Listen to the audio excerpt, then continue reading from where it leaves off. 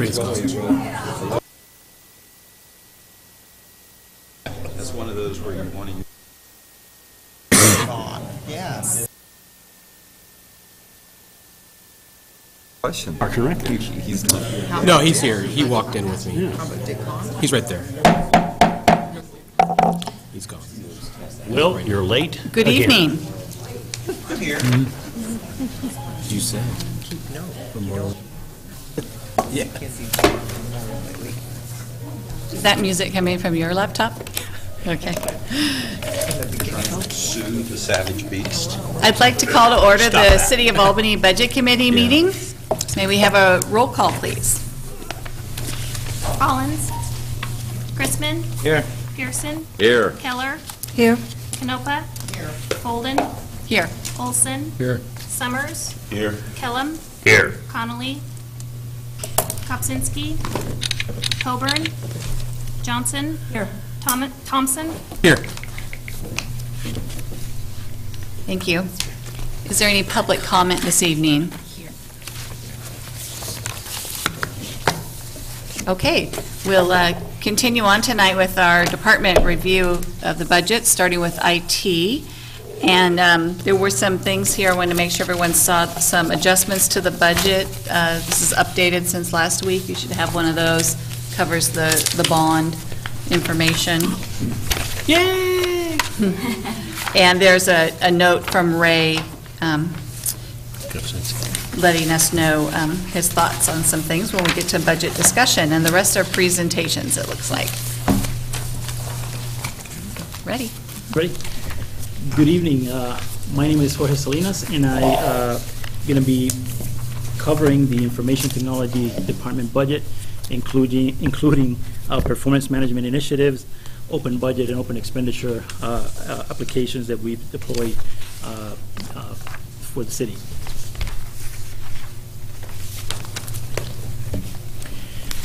IT, as you might know, is responsible for overall technical leadership and delivery of technical solutions for the City of Albany.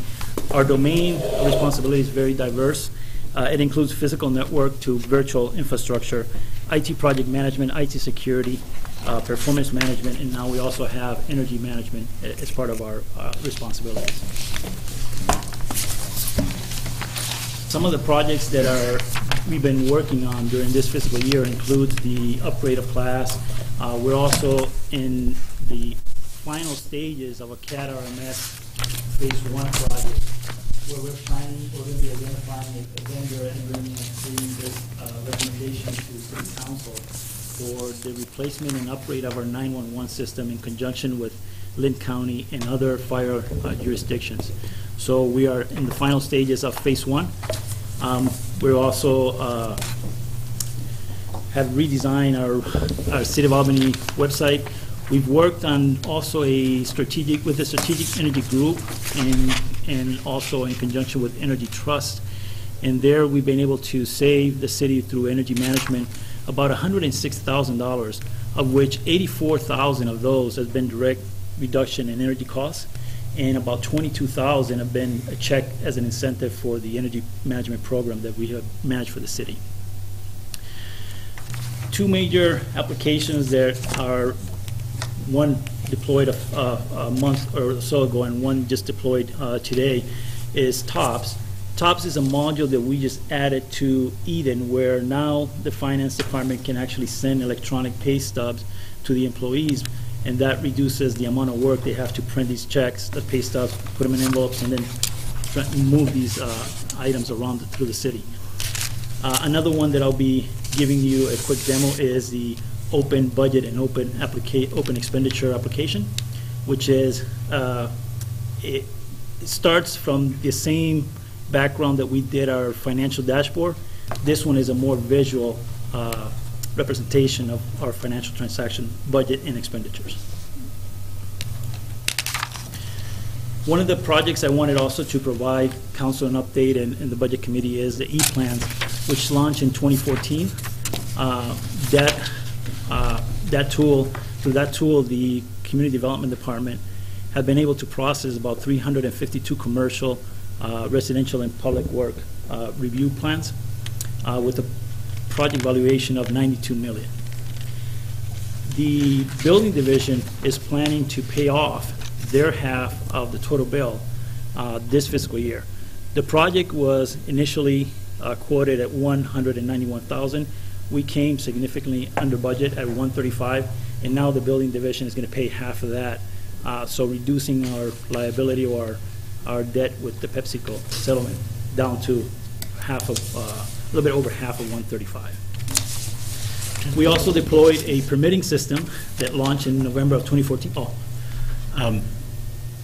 You said that was the half. The other half is all supposed to be being paid, and there is a time frame on that? Yes, there's a time frame with interest, and that's Okay, 10 years. thank you. Yeah. But with this payment, we'll accelerate down the payback. We also completed the deployment of the permitting system, which was a 23-year-old system that we talked about last time in our budget meeting.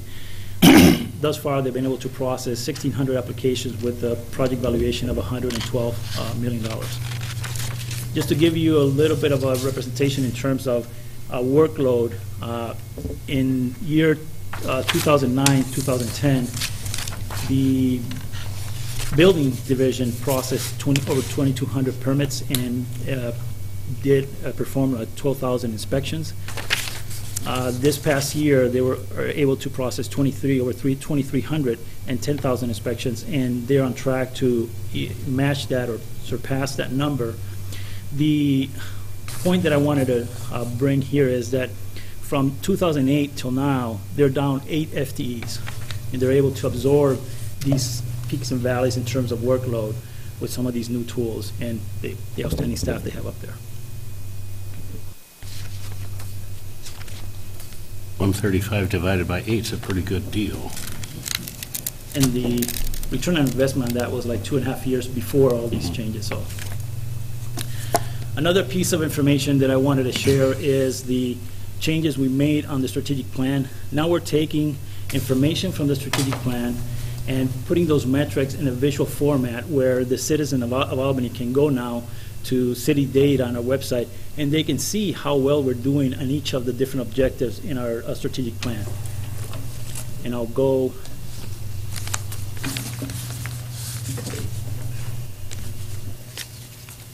show you real quick. So if you go to city data, we have down here, what we did is we divided these by the themes that are within the strategic plan. So basically, you can come here and select any of these themes, and you can see how well we're doing on those different objectives. Like, for example, let's pick here, patrol unit, maintain response time to priority 1 calls annually. We have here that last year, we were at 3.03. Now we're a little bit higher, but basically we're within target. The same thing for items that are not so good in terms of performance, but the important thing to measure here is that we're actually trending in the correct direction, even though we haven't met that target yet. So it's a visual representation, and folks can easily see how the city is doing on these performance metrics without going and drilling down to the document. The next step that we're going to be taking is taking these objectives, and you'll be able to click on these, and it takes you directly to the page in the strategic plan to be able to read more information about that particular objective. You plan to show those to us sometime? Say that again? Do you plan to show those to us sometime? Yes, I can do that. I can't read I can't read this. It's too small for me. I can give a demo to City Council on one of the workstations.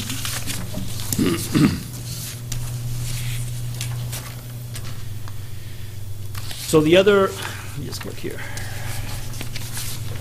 The other tool I wanted to show, which is part of open budget and open expenditure, is we took our old dashboard, that data, and now we're putting it in a more visual format with the help of Socrata. Socrata is a company that provides a lot of open data analysis, and they are actually, a couple of them are here with me right now. And we just went live today, that's why they're here today. But what I'm going to do is actually go to our City of Albany site. and start with budget. In the budget side, we have the City of Albany budget. The adopted budget it's composed of two items. One is the operating budget, and the other one is the capital budget. Out of the operating budget, last year, we have an adopted budget of the operating side of about $149 million. That has changed a little bit through the year of things that grants that come in and other items that get added. But our capital budget was $19.7 million. We have the ability now to go through this application, and you can drill down. For example, you can click here on the police department, and you're able to see that the police department's budget was $13.66 million, or 9.13% of the total budget. And out of that, you can click here and see how those dollars were allocated for that particular program. And the citizens can continue to click, and they can see wages and salary. And we can have a graphical representation of the different line items within the budget of each department. Now, on the capital side, you can actually go here and click and have a visual representation of the different capital projects, and the circles, the diameter of the circle represents the bigger is the more investment on that particular item. But you can drill down here and you can continue. This one is within the Public Works Department, which has the majority of the capital projects, 19.01 million out of 19.7. And each particular project, you can continue to drill down, and it can go down to the actual map, so citizens can see where those funds were spent. So this is from the budget side. Now we have a second application, which is the actual expenditure. This one will be updated on a daily basis after all the transactions are completed. Every night we're going to be uploading each transaction. So here we have all the departments.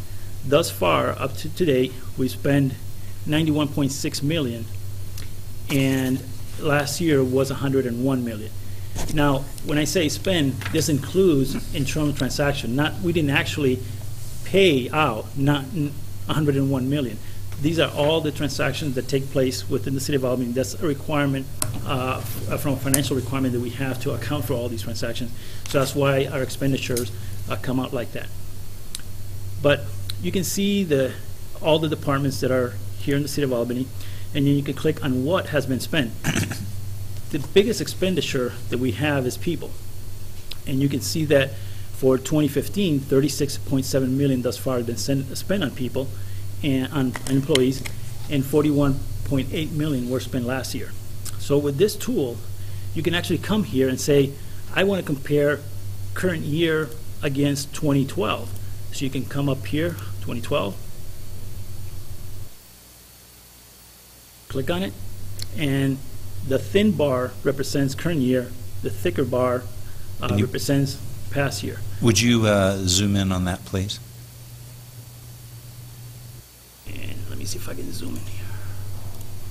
Yes.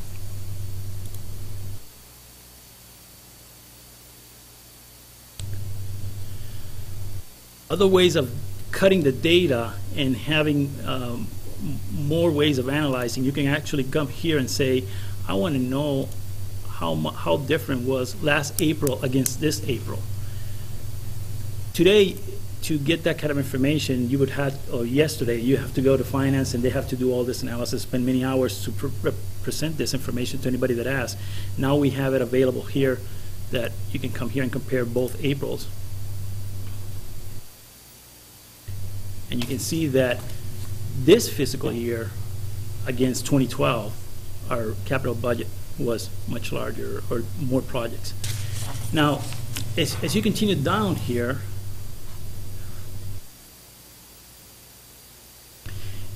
at all these projects, I have to probably zoom out a little bit.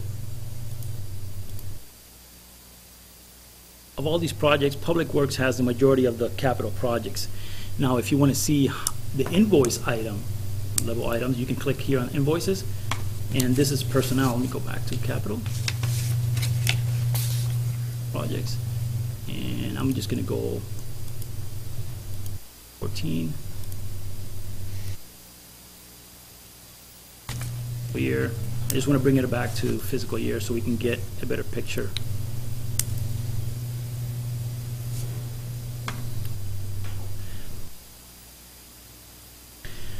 We can look at the invoices that were part of that particular street capital and restoration project.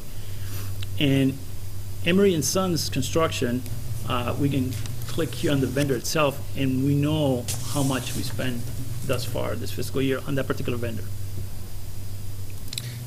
Now, one thing that has come up during budget committee meeting is how much, for example, have we spent on, let's say, IT services or overall, or central service charges. Central service charges, It's yes. a good one, yeah.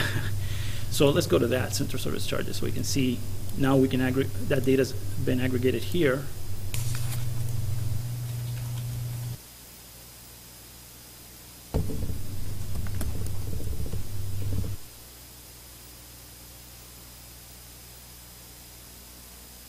So, current year, $2.57 million throughout the city. Last year, 3.07. Now, you can actually have here and look at, let's see how that trends from prior years, and you can see that the highest point was 2010, and that was probably the time we had most employees. We had the larger number of employees, and that's how central service charges do their chargeback, is based on, a lot of that is based on employees. Now, it's, this past year has been lower than that high point, and this year it seems to probably be, it's probably going to end up a little bit lower than last year. So overall, it seems that it's trending down as it's matching also the number of employees. Is that correct? Sure that. Question? Is there a place, because in the back of my head, I can hear a couple of members of the public saying, well, gee, that's all inflated. I want to know how much we spent on the stuff we paid to outside people, not the inside stuff. Is there a place where they can go to get that? Yeah. I don't need to see it. I just, No. there is a place, great, fine. There's a place here, for example, let's say how much we spend on petrol, on police car fuel. And petrol, I think petrol card system is one of the fueling systems. So if you search here, you can click here on petrol, and it'll give you how much we spend not only this year, but all the past years. And you can see how we're trending on gas. And then you can say, okay, I want to compare the total against just police. So police is the one that uses that vendor the most. And you can put here fire, and fire uses it less because fire uses Lynn County. So that allows us to do analysis on vendor specific and how we're spending or consuming those services. Jorge, if I could just Yeah. add a summary statement here. We've always had a pretty robust system, always, in the last, 5-6 years, of being able for people to be able to access financial information about the city. In fact, we think we were probably one of the first in the country to do things in as much detail as we have. What this tool really does is it's a much more user-friendly way to get access to that information now, and allows you to do more sophisticated analysis in different ways. And I think it's a great tool. It's a little rough to understand all the implications of it by just a brief presentation tonight, but I think the bottom line is that for people that are really interested in where the city's money is going and how it's being spent, this makes it as open and easy as any place you'll ever find in the country to be able to get to that information. It's a very sophisticated tool. There's the downside of doing it is what I've told you in the past is that every line item in a city budget has a story behind it. And while we now are able to get out a lot more of that story, it's not the whole story. And people will tend to put their own interpretation on every line, every piece of information that you have in there. And so potentially it can involve more work, just having to try and explain to people why things are the way they are. But again, this is all consistent with our strategic plan and our value statements about trying to be as transparent and open as we can with information about how the city receives and spends money. Thank you, Wes. Application? Yeah, this is, it's a application provided by Socrata, the company. We're actually exporting our database information out on a nightly basis and uploading it to the cloud on their site. Okay, so they're serving it up for us. There's Yes. not a thin client going back and No, forth between them? Yeah. Okay, so a daily upload. So is there potential that they'll be able to serve up data from planning or other departments as well that we can have just as quick an information to the public? They have other tools, and we were meeting earlier today. They'll have tools related to crime data, and they're talking about other type of data where they can actually provide it in a format like this to make it easier for citizens to be able to consume it. So when they're hitting our website, they're actually subbing out to the website to be able to serve up the data, so we don't have to worry about performance on our site. Correct. Awesome. I got to tell you, I'm a software developer, and I've been in this industry my whole life and developed things just like that. That's one of the best meta view representations I've ever seen, with drill down and hover, how quick the visual representation is. That's phenomenal. It's the best implementation I've seen. And one of the other items here, you can actually extract some of this data and do your own report. Some of the raw data, you can download it and manipulate it and create your own reports of how you want to see the data. So there's downloads available as well from the different representations that we have here. So go along with that, do you have plans of implementing it for police and fire and other departments as well? I mean, is that somewhere in the future? Well, we're always looking at ways of becoming more transparent and sharing more information. It's just we just finished this implementation. We'll be looking at other possible potential implementations. One thing that we learned during our process, we're actually evaluating a CAD RMS vendor, and one of the vendors that we're looking at actually uses Socrata for the crime data, and we saw a similar representation for their crime data implementation, which is something that it's out there for us to consider. Yeah, I have mixed emotions about whether or not the public should see all of the data that is crime or fire-related, but what a phenomenal tool to both of our chiefs, for them to be able to exercise data and create the reports and direct the...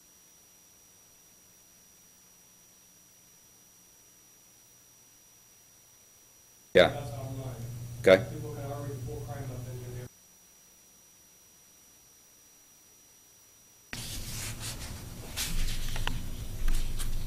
Jorge? Yes. The question was, are you going to be bringing this out to like planning and other things so that the business person who has submitted plans to build something can see where they are in the process? Is that something that you're working toward? We're not working towards that yet, but it's something that it's been at the back of our mind to continue to expand. Anything that we can extract and expand and transfer it in a way and share it in a way that is easier for the consumer, for the citizens, we'll try to go that way. In the past, we had our financial dashboard, and it provided a lot of information, and it's a very good tool. I use it almost every day, but it's not easy for the citizens to do some of the things we did today. And we want to make sure that we can find a tool that is similar to this for that particular application. But we haven't been actively seeking that. We were more focused on the financial piece of it right now. Yeah. And we'll, we have implemented some much more sophisticated customer-friendly software in building, both with the eDocs program and the new Permit Plus application that we just have put in.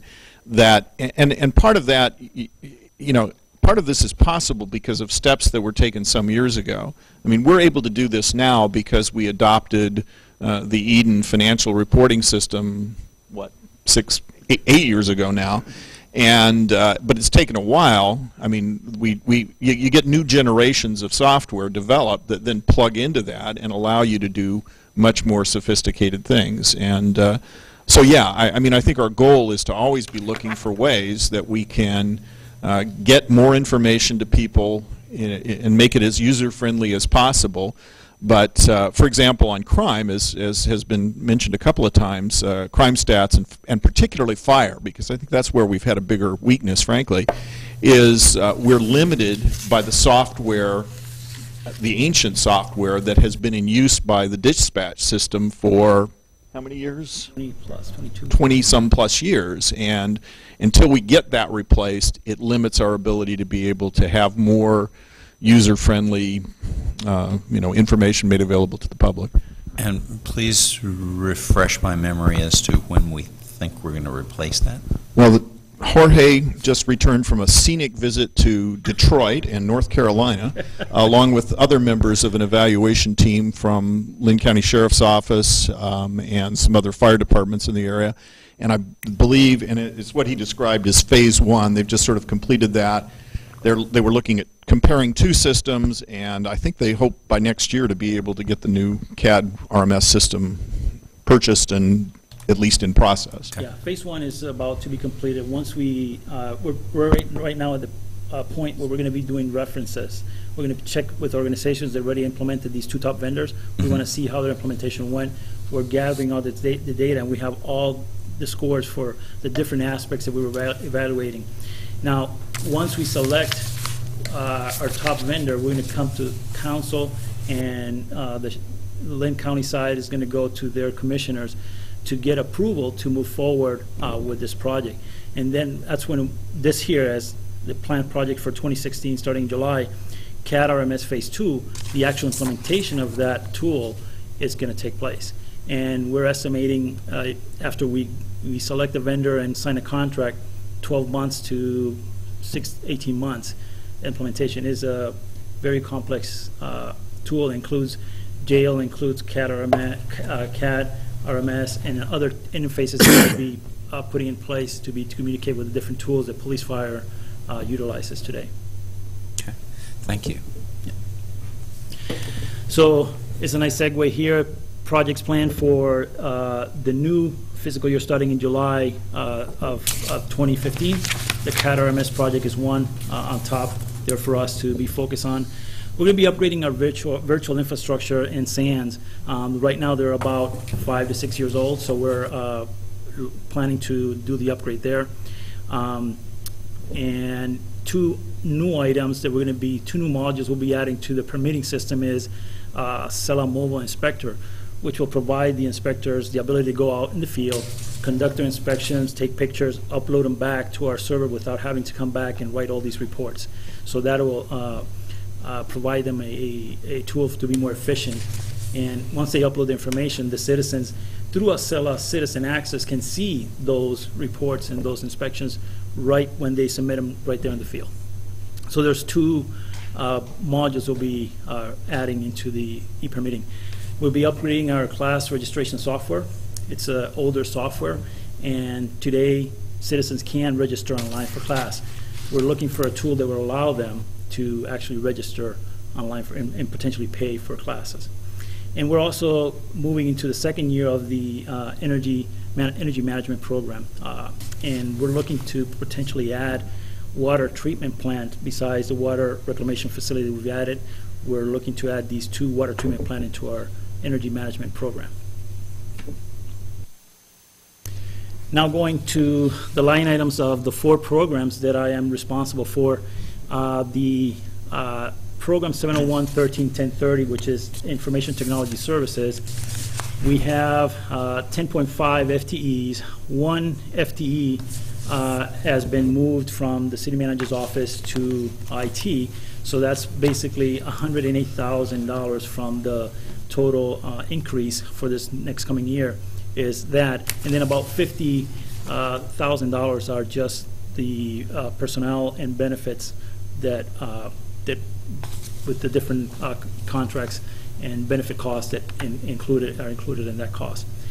Any questions on the information technology services?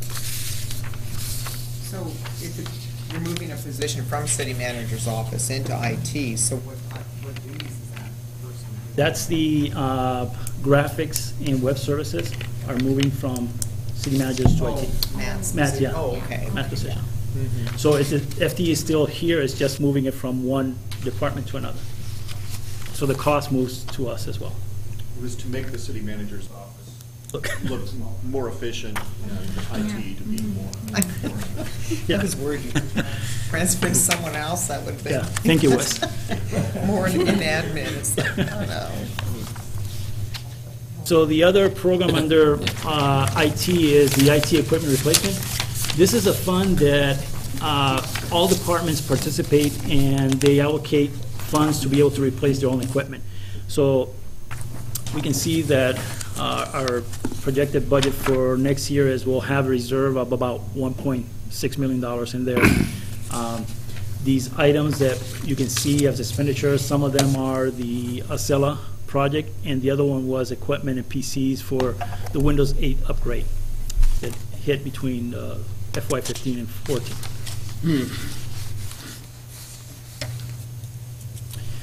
The next program is the GIS services. GIS is it's pretty flat. The only big difference, and we can't even notice it here on the numbers, is that we've actually had a employee, retired person employee that stayed with us for 3 or 4 years after they retired, and that person has been able to cover those needs, but this person is retiring, so we need to bring a new FTE to replace them. But the cost is going to be almost the same in terms of department costs. And the number of FTEs remains the same. Now, IT is part of central services, isn't it? No. Is not? No. Okay. It's an interfund transfer. Correct. We Yeah. charge the same way. It's a chargeback mechanism, but we have a different, it's information technology services chargeback. You see a line item in most of the other programs specific for that. I was wondering if that was kind of just taking money from this pocket in that division and putting in that pocket, so it's not, so. It's not, yeah. And then you'll see another line item like IT equipment replacement. Those are dollars that each department are actually deciding. They decide and makes a recommendation based on usage and age of equipment, and they decide how much they're going to put in there. So whatever number is there is something that they feel comfortable, they have a need to replace equipment. So that line item is something that goes to that particular program. It doesn't come to IT, services. But you're tasked to support that stuff. Yes. Okay. And then the last program is the permits program, which has half of an FTE assigned to it. And then we have, it's a pretty flat budget. And the big increase here was the $31,000 that we're putting into every year to pay off the loan that we took from the Bank of Mark Shepard. I guess since Mark is gone, we probably don't have to pay that, right? Yeah. I bet there's somebody back there that'll have something to say about that. So, in summary, the changes are on the 1030 program, Information Technology Services. It's an increase of about $128,000 on the personnel services, of which one FTE is a transfer from the city manager's office. And materials and services, about $25,000. We're also having a reclassification in that same budget. We have a reclassification of a network engineer. His duties have expanded now to do security for the city as well. So we went through a process of HR evaluating where that new role will fall into. So there's a reclassification there as well. In terms of GIS, it's pretty much a flat budget. The materials and services went down by $28,000. Personnel services went up by $32,000. That's the change from a retired temp employee to a regular employee. And then on the permits, personnel services went down by $3,800, and materials and services went up by $1,500. That's all I have. Questions? All right, thank you. How much of a security threat, or how much security threats do you have coming in on an annual basis? Hack attacks, things like that are trying to degrade the system? I didn't get that metric this year. Last year we looked, and basically it's about the same. There's thousands of attempts a day, and these are not people, but there's like robots, system trying to come in, but there's thousands. And we've, I would say 3 weeks ago, we had a person, an employee, do a search in the internet, and they clicked on something, and it brought down a CryptoLocker, one of those ransom.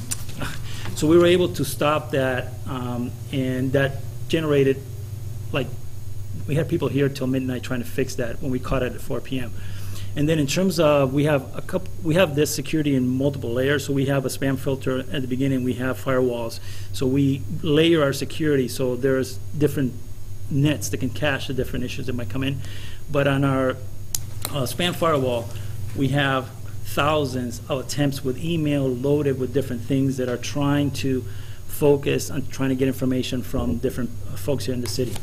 And there have been targeted attacks to police, to different managers here, so you can see the different traffic and the different attempts that people are trying to get information. For us here as a public entity, it's harder to block or hide some of the information. For example, our emails are public, and they can go to our City of Albany site. They can see names of different people in different part of the organization, so they can come up and construct some of the emails and try to target folks here to try to come in and do some, plant a virus or get access to our network.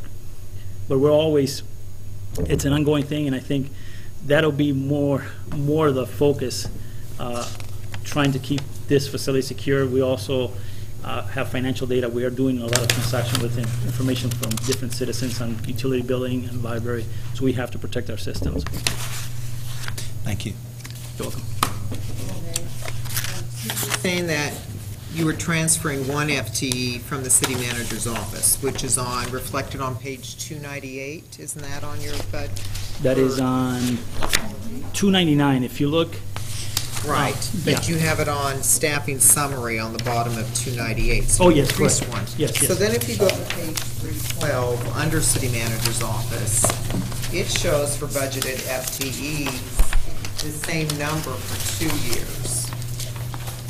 So am I missing something here, or is that an error?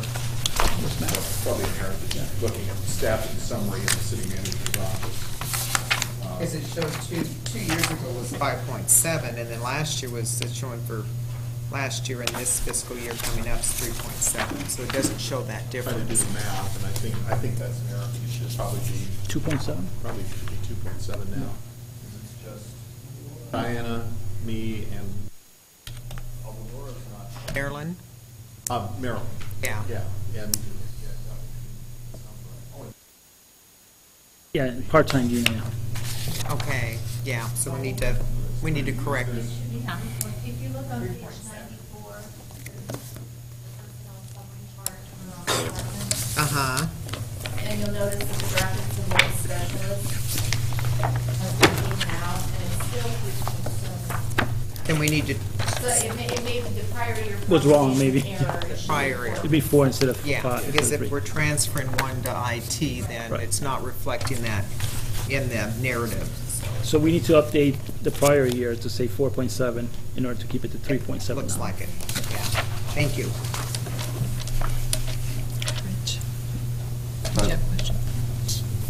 No. You didn't earlier. Go ahead. Yeah, it does show that. So following on Will's questions regarding security, I mean, with all the tax we have and everything, is there a physical separation from the outside world in trying to get to infrastructure in here in the way of finance and things that we want protected that we're not serving up, things like that? So, I mean, do you have a physical separation so nobody could attack that stuff? We're just attacking the email server, not the finance server? There is no physical separation. There's virtual, there's VLANs separating the different access points. Like we have another entry point that we have to separate and control is we provide Wi-Fi to our citizens. Right. So we have to create a different VLAN or virtual LAN Right. For citizens to access, which is separate. So there's multiple security compartments in between these VLANs to allow people to come in and out. So then I noticed that on your projects you had VPN. So do you have a security key that every employee has that's random, that changes so that they can access from the outside world and things like that, similar to what we do with the banking industry to protect data? Yeah, so we have employees that want to access their desktop and do work from home or from anywhere. We provide them with a VPN access, which VPN is virtual private network access. And then we also provide two-factor authentication. So two-factor authentications mean you have something you know, like a password, and something that we provide you at that particular time when you try to log in. So I have on my phone a key generator that will generate a key, and it's different. It changes every 30 seconds. Good. Yeah. Awesome. Okay. Does that make one too? I'm not nearly geeky enough anymore. Oh, well. Not nearly. I've been playing with a lot of this.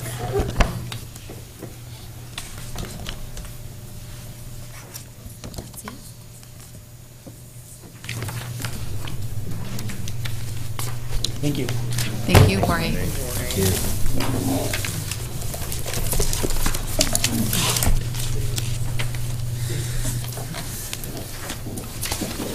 Oh, David.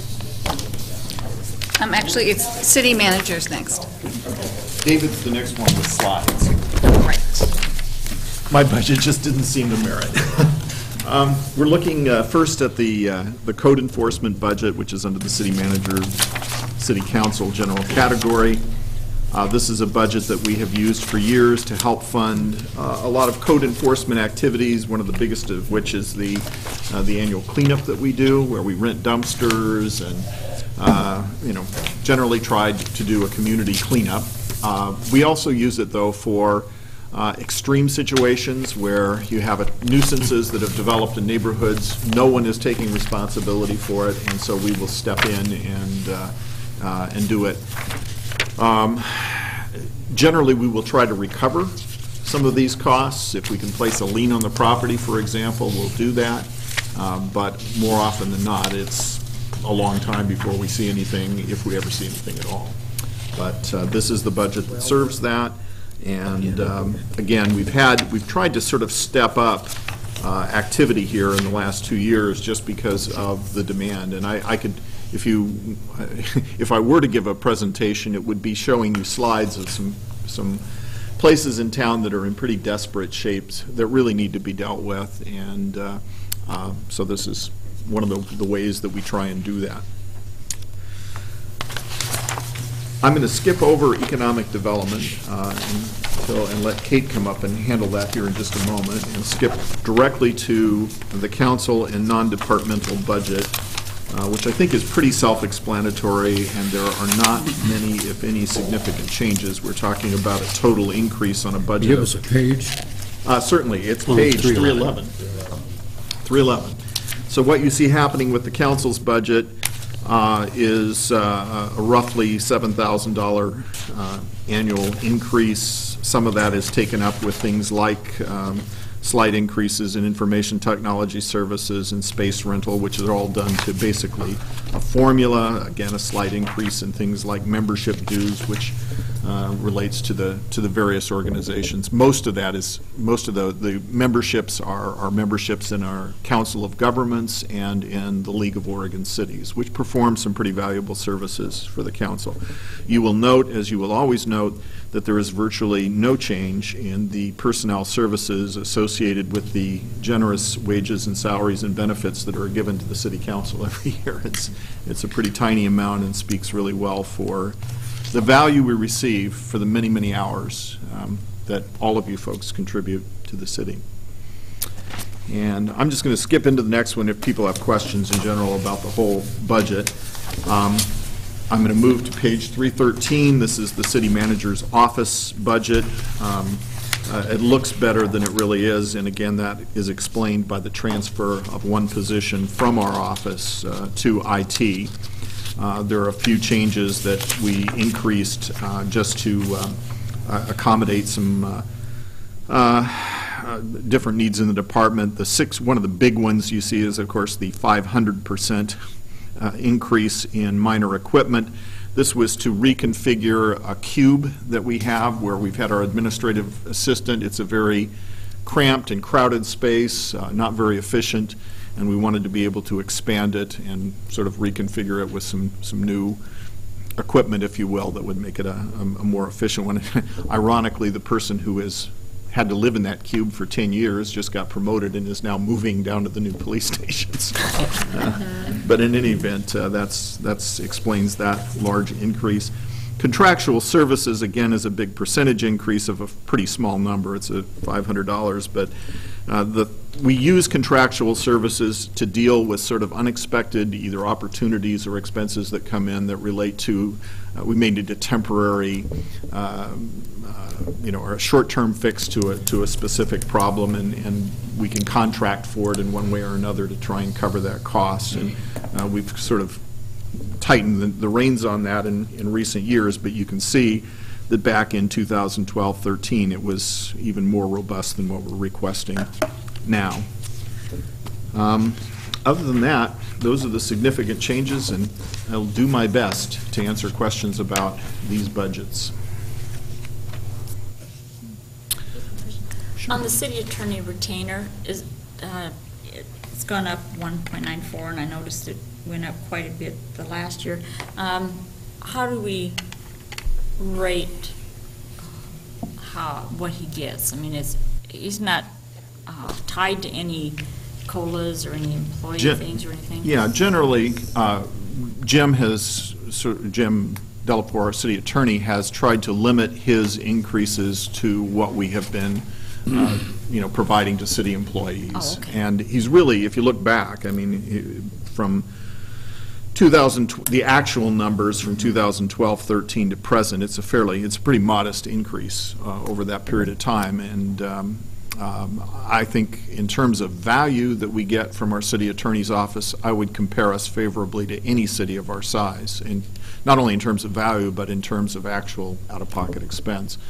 A lot of cities our size will have a city attorney department, and those have a tendency to grow and accumulate additional expenses. And I think the contracting scheme has actually worked very well for us. I do too. Thank you. Sure. Okay. With that, I'm going to invite Kate to come forward and talk about economic development.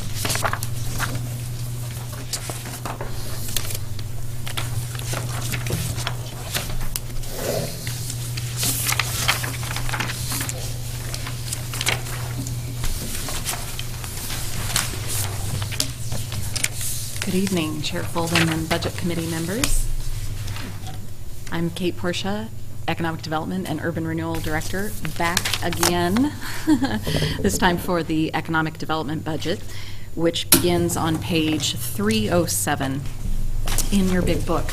I, like Wes, didn't have a lot to go over, so I did not do a PowerPoint presentation for you tonight, but what I did do was provide my sort of line-by-line overview that went out to you guys ahead of time. What I would like to do is briefly talk about some of the detailed line items, and then there was a proposal in there that I mentioned from the city manager, and I'd like to delve into that in a little more detail, and I have an additional handout on that. So first of all, the budget for the Economic Development Fund is built based on the current policy that's in place. And the current policy that's in place is the transient lodging tax policy that was adopted back in 2011. And it has very specific guidelines for how the funds are to be allocated, increases for the different programs and such. And we're going to get into those details here in a little bit. In terms of the revenues, our finance director has estimated the growth for the fund. The fund has been growing very well. The transient lodging tax has been going up. We had, just in April alone, a 25% increase year over year. And so he did the estimate for that income. Another thing worth pointing out, of course, is that there's that line item, that transfer in from CARA, line 49025, and that's the line item that brings in the payment for my salary as well as the temporary employee that we discussed or paid intern that we're going to be doing. In terms of, while we're on the topic of employees, I did want to mention, I think I already discussed this under the ARA budget, but this budget does remove the economic development officer role that we had originally envisioned last year It takes that out, but it does still include some funding, and again, a transfer in from Kara to cover at least some temp help to help with the different urban renewal duties that I handle. Okay, so let's talk a little bit about expenditures. If you've looked through this, you may have noticed a pattern in the percent change. That's always the one I look at to kind of see those big changes. And there's a number of these sort of outside agency grants that have a 3%, and there's a number that have 112%, which is really significant. And again, that's based on that existing policy. The policy that was adopted defined two buckets of programs. One were what we deem to be existing programs, and those are the Albany Downtown Association, the Albany Visitors Association, AMADEC, that's the Albany-Millersburg Economic Development Corporation, as well as the Albany Airport Capital Reserve. So when you look at those, you'll see a 3% increase, which was what was dictated by the policy for those to receive. The other programs, which were deemed and termed the new programs per the policy, are to receive the remainder of the transient lodging tax divided proportionately amongst those programs. So because there was so much TLT coming in this year, that number, after we paid for the economic development work, the old programs, you divide that up, that resulted in this really significant increase of 112% for all of those new programs. Now, I understand there may be some discussion tonight. TLT has been a very topical and timely discussion item, and I kind of want to walk you through at least my thought process on this, because there's a handful of different things happening at the same time. In my mind, we've got two significant moving parts. One is this overall arching question that I think the City Council has been grappling with as to the allocation of the TLT funding for these outside grants and funding. What should that look like? Are we spending the money in the right places? How should that be structured?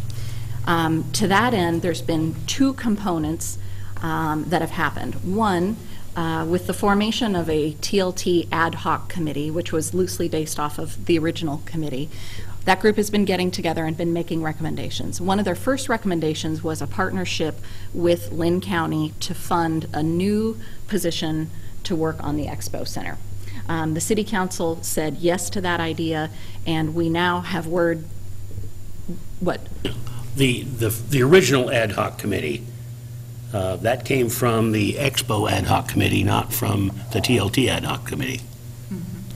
Well, the TLT ad hoc committee that we created was based on the same committee that you guys had. No. It is, and it just was directed that it not have policymakers at the table. It was the hoteliers, the AVA, the ADA.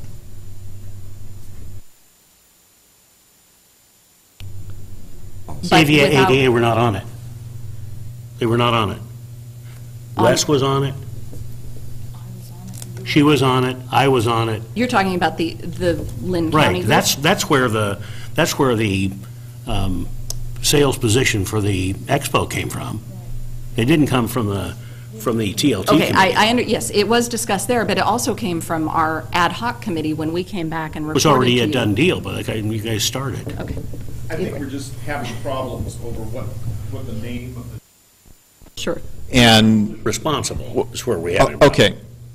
I think the point is that there was a recommendation made and adopted by the City Council that $90,000 go to a marketing position for the Expo, and I think we all agree on that. And I guess right, and whether it came from, but I certainly want to point out it was supported by what I'm calling the ad hoc TLT group, which was Leah, the AVA, the folks from the hoteliers. That group supported that. We reported out on that support to you.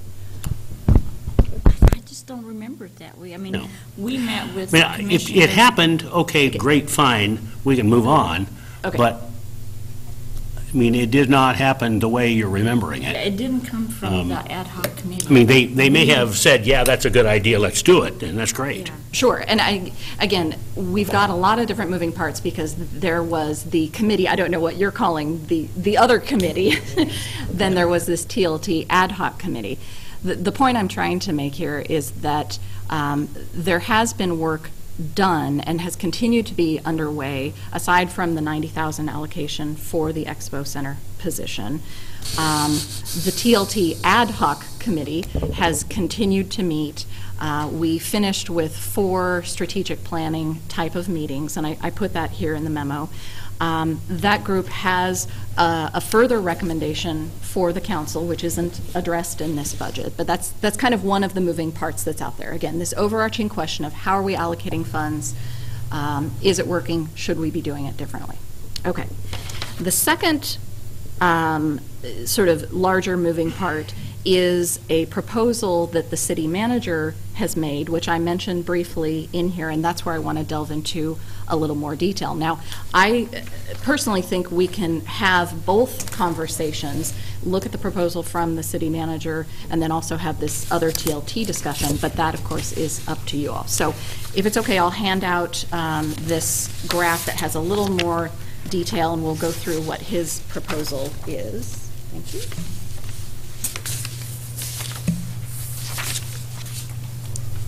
Thank you. Thank you.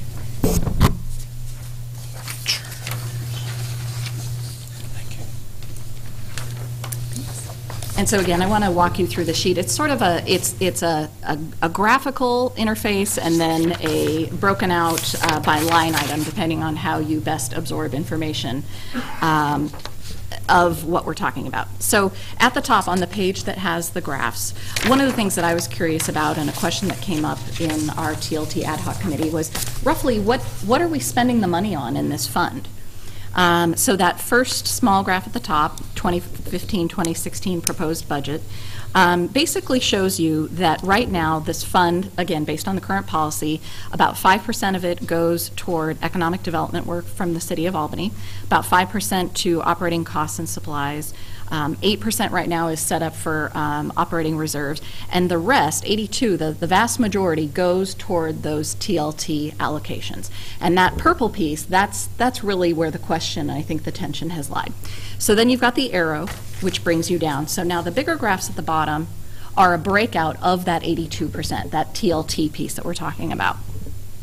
On the left is the budget that we built based on the existing policy. And so again, just to orient you, the items that have black boxes with white letters, those are those 4 existing programs that automatically, per the policy, get a 3% increase. The other items are items that get that remainder divided proportionally amongst them. What the city manager is proposing is that rather than taking that excess TLT and dividing it proportionately, which in this case is yielding like 112% increases, that the increases be limited across the board to 3%, so it would still be equitable, they all receive increases, and that a portion of those funds then, that excess, be allocated to equipment replacement. So that's the yellow triangle on that right-hand graph. So on the back side, again, for those of you who like to think about it more in the way that we've, you see the budget in the book, this is the same idea. So we've got the line items. The dark blue color I've labeled as the existing programs. The lighter blue are the new programs.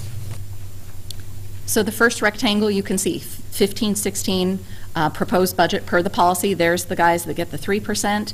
Everybody else gets the remainder. Divided proportionally, which yields 112%. And on the far right column then is the city manager's suggestion, which would give everybody 3% across the board. The only exceptions to those are, one, the Veterans Day Parade, the policy calls just for a flat 3%, which is what we left. And then Northwest Art and Air Festival, we left at the increased amount. The idea for this was conceived after the Parks Director had built his budget and booked the act for the Northwest Art and Air Festival, so he is counting on those funds. So we left that piece intact in this proposal. So again, the proposed change that is suggested for you is this breakout where all of the TLT recipients would receive a 3% increase in this year, with the exception of Northwest Art and Air Festival, and the balance of that transient lodging tax would be moved over to fund equipment replacement in police and fire, which I understand is desperately needed. And I think the city manager can speak better to that if you have questions on that. But again, kind of wanted to walk you through. That's one of the proposals that is out there. It is up to you all how we have this discussion about the transient lodging tax, but I have wondered if this is enough to sort of get us going on the budget conversation and then continue the sort of overarching discussion about the use of transient lodging tax allocations, et cetera, at the city council level. But I leave that to you. Kate, in each one of the proposals, Yes. Where's the $90,000 represented? I appreciate that. So when we built the budget, the county had not yet signed the IGA that we had proposed, nor had they found somebody. That has since happened. And it's signed as of Tuesday.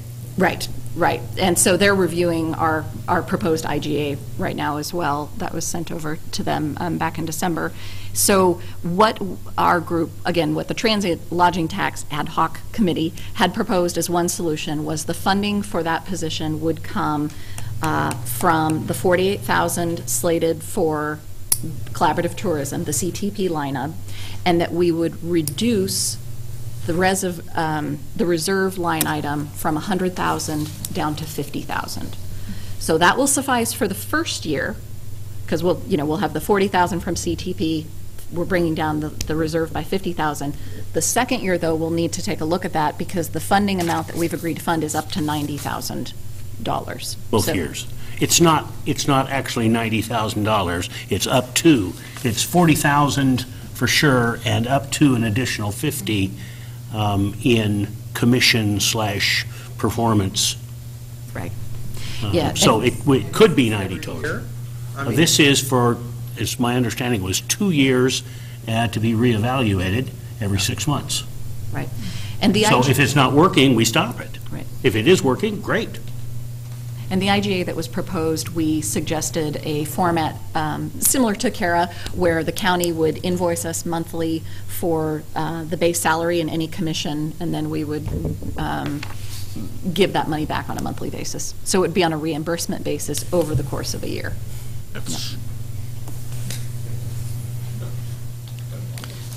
I'm still unclear. I'm still, so the CTP line item goes away, and that becomes a portion of the marketing position.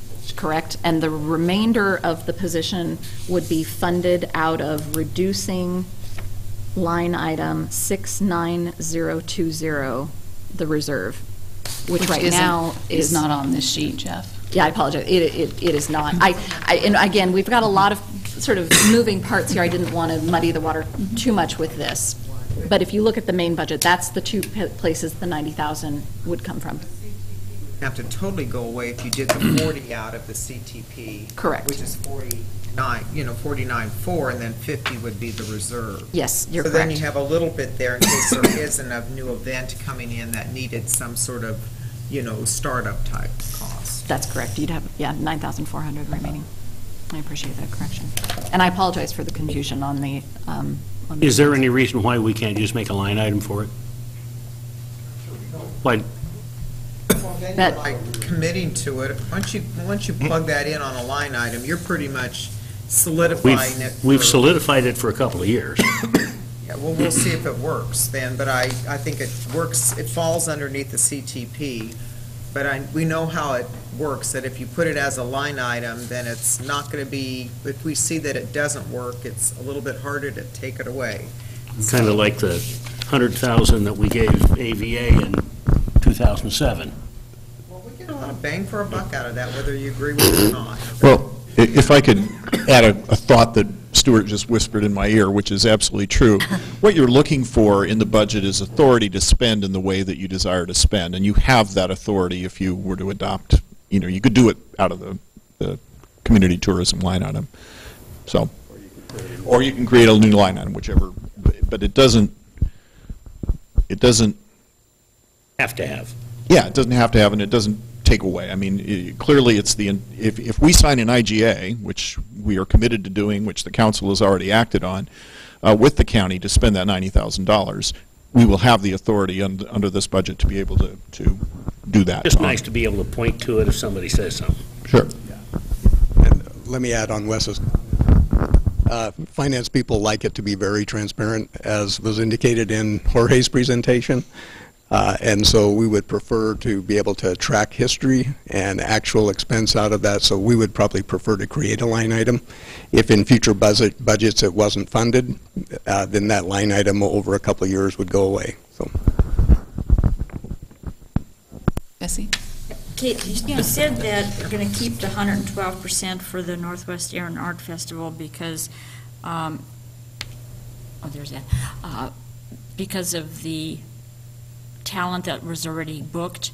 Now, does that, I mean, because the initial talent canceled, and was the second one as expensive or not? I would think not. Higher? It will draw a much larger. It will draw a much larger crowd, Bessie. It may not be as familiar to you, but it was an American Idol contestant, and based on the people we are getting from throughout not only the state of Oregon, but from around the United States that are emailing us, responding on Facebook, we expect that it will be the largest crowd we've ever had for Northwest Art and Air Festival. What kind of music is it? Oh, it's music you're going to love, Bessie. No. Well, let me just say the last few years was just. I mean, it wasn't your favorite. Bessie, you can borrow my CD, and I guarantee you're going to want to be right there. So yeah. I bought the CD. No, that doesn't answer my question. What kind of music is it? Is what? It's rock. Okay. Actually, there's a few country on it. I think you'd like it, Bessie. Bessie, it's actually mostly on key. It's darn good. It's going to be a good one. Hard, Bessie, to have something for everybody. So we do have. We haven't had a country. And had a country act for years. And we actually will not have a country act at Art and Air Festival. We did have a country act last year, but we won't. We had Neil McCoy on Sunday, who is on Sunday, right? But in general, we try not to do country acts because there are so many country acts in the area.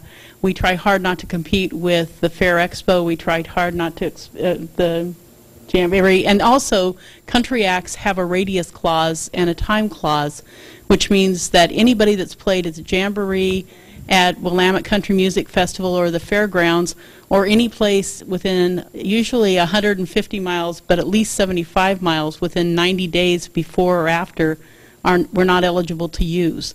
And so we aren't able to bring you a great country act, so we're going to try to stick in our own lane here and see what we can do, because our goal is to bring people to Albany, and it does bring a lot of people into Albany. So, and I promise you can come to the trailer and we'll put on country and we'll listen to it together in the trailer, Bessie. That's okay. I'm going a bit early anyway. So. Yeah, but I do know staff really worked hard trying to land a good act, and it's just the prices are just escalating everywhere. And I think we heard Jamboree's struggling to get good bookings.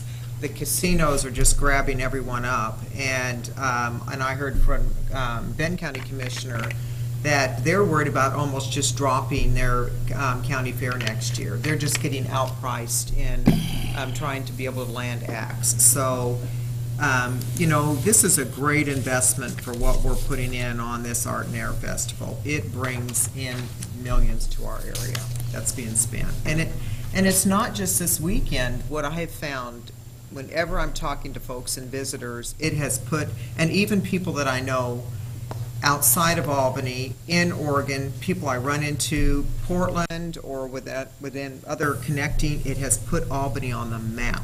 They connect us to that Northwest Art and Air Festival, that Albany sure gets great concerts.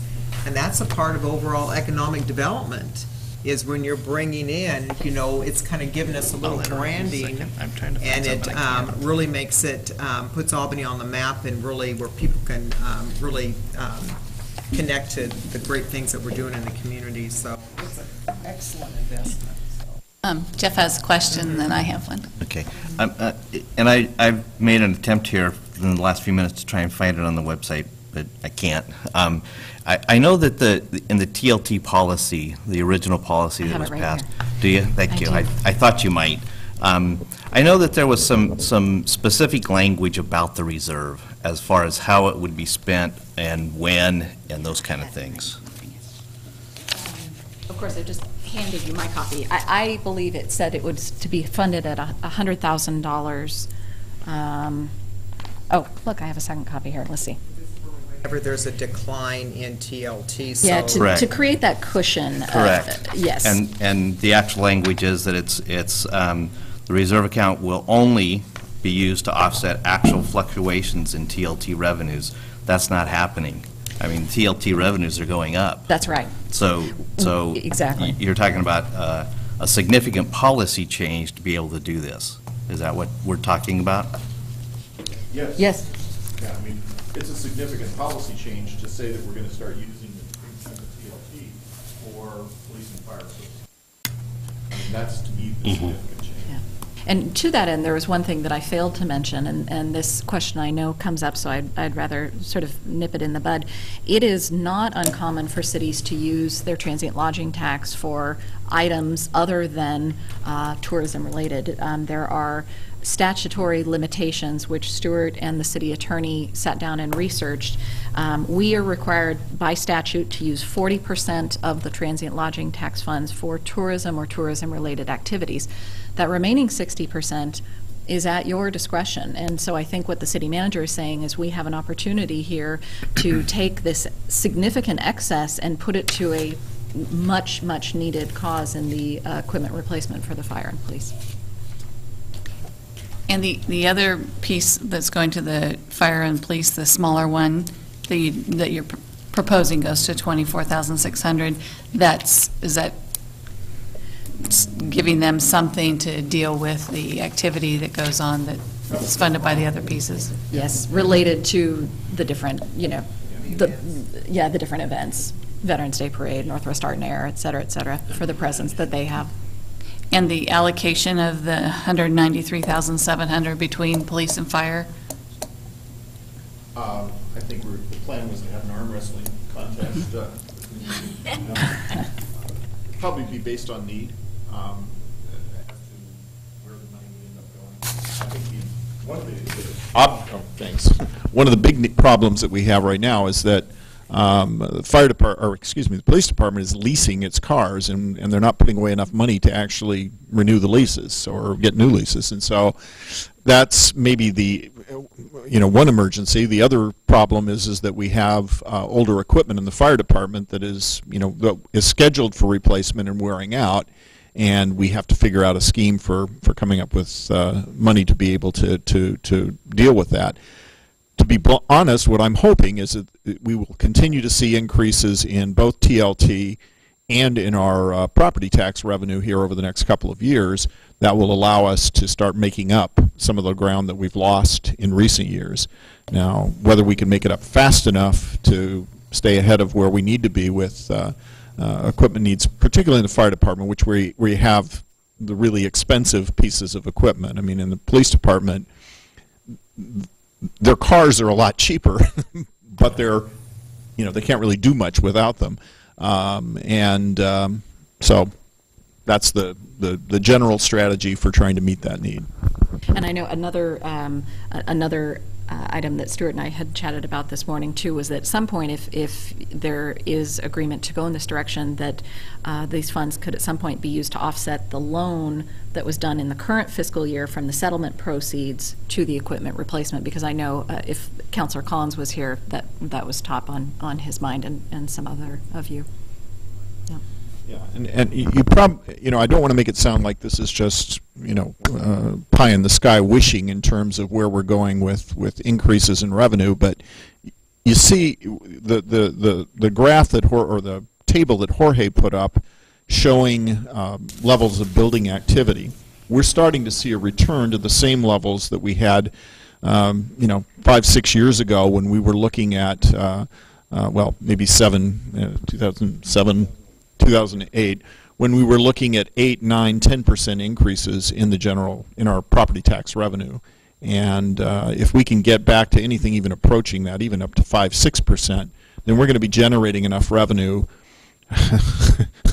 There's over a few years that we should be able to start replenishing our reserve funds. Of course, at the same time, that growth represents increased demand for, staffing, which, so you're always, it's always kind of on a treadmill, and it seems like we're always ready to sort of step off the end of it. But again, I mean, I think it's a manageable situation if we're, if we're careful.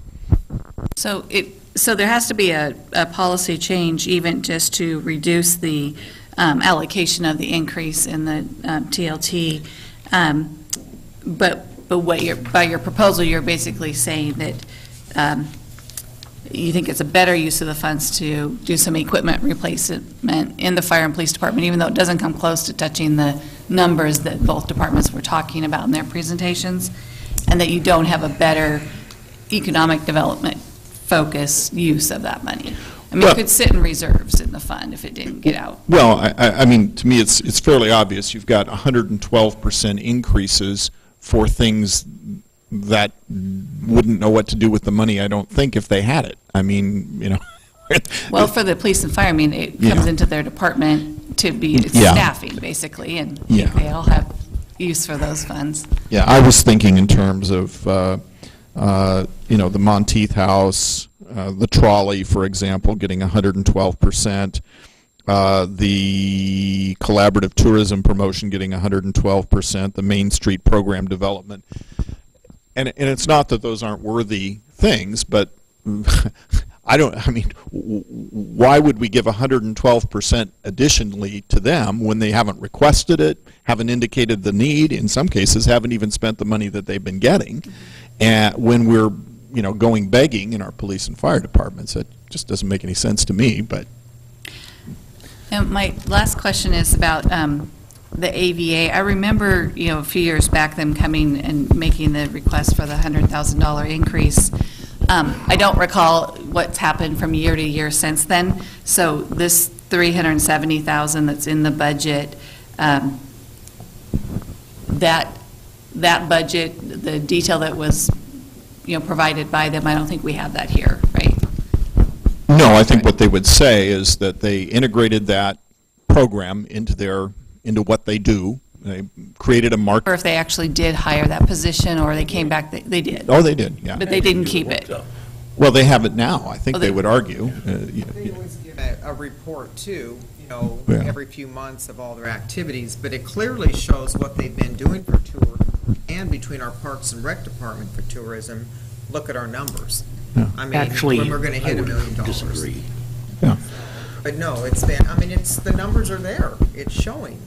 We've increased significantly in TLT, and it would not be happening if it wasn't for the folks that have been working on our tourism. When you're done.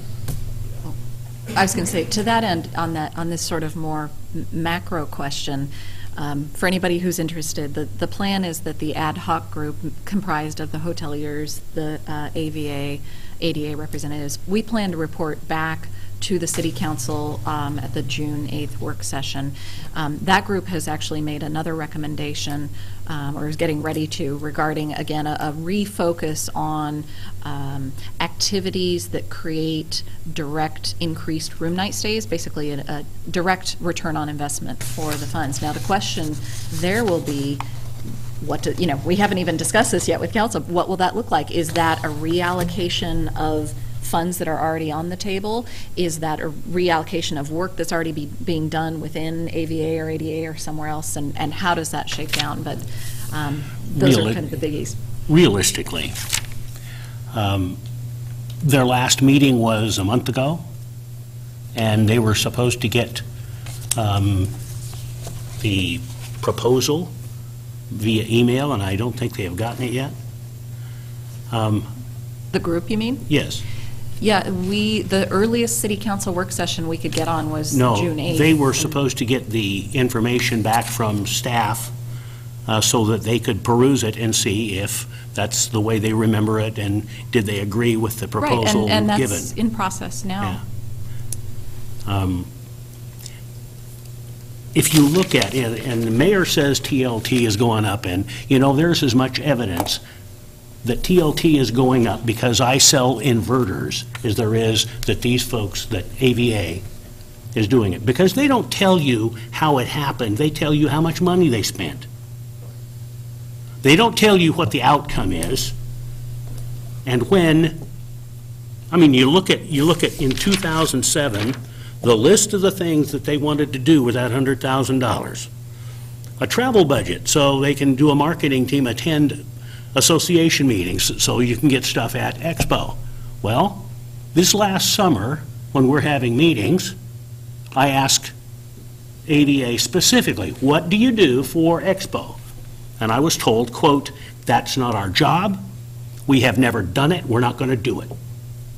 That was by Jimmy. So, Counselor, before you go trying to really throw AVA under the bus, I think there's some misinformation there, and I don't think this is the right time to be discussing it. This is from it, right here. I think you need to be going to AVA and sit down and really listen to the whole team. Actually, I went to AVA, and they came to me. I've been in 12 meetings with them, and in 8 of the 12 meetings, the first 7 words out of Mr. Luke's mouth was, I am not prepared for this meeting. He blew off the TLT committee at least twice when they asked him for information. So, Rich, I don't think this is the time for this, okay? Let's focus on it has to do with how much money they ought to get. So I don't think this is the right time to discuss. So maybe if we need, and actually, if we could have had a whole council when they're present when AVA came, so the whole council could have been able to see their presentation, but maybe it's time to do it again. So that's the right time for that, not right now, with AVA not being able to be here to back themselves up. So, Well, they were invited, weren't they? for the Other people were invited. Well, that right now, with this hearing, would not be AVA to be able to step up and be able to discuss this, because we're past the public hearing. I don't think this is the time to discuss this, okay? I think we can do that at another time. Let's focus on what budget numbers are in front of us. But anyway, take them to 0. Okay, Jen? So, in front of me, I have basically three different, well, no, 2 different ways. Let me say it that way.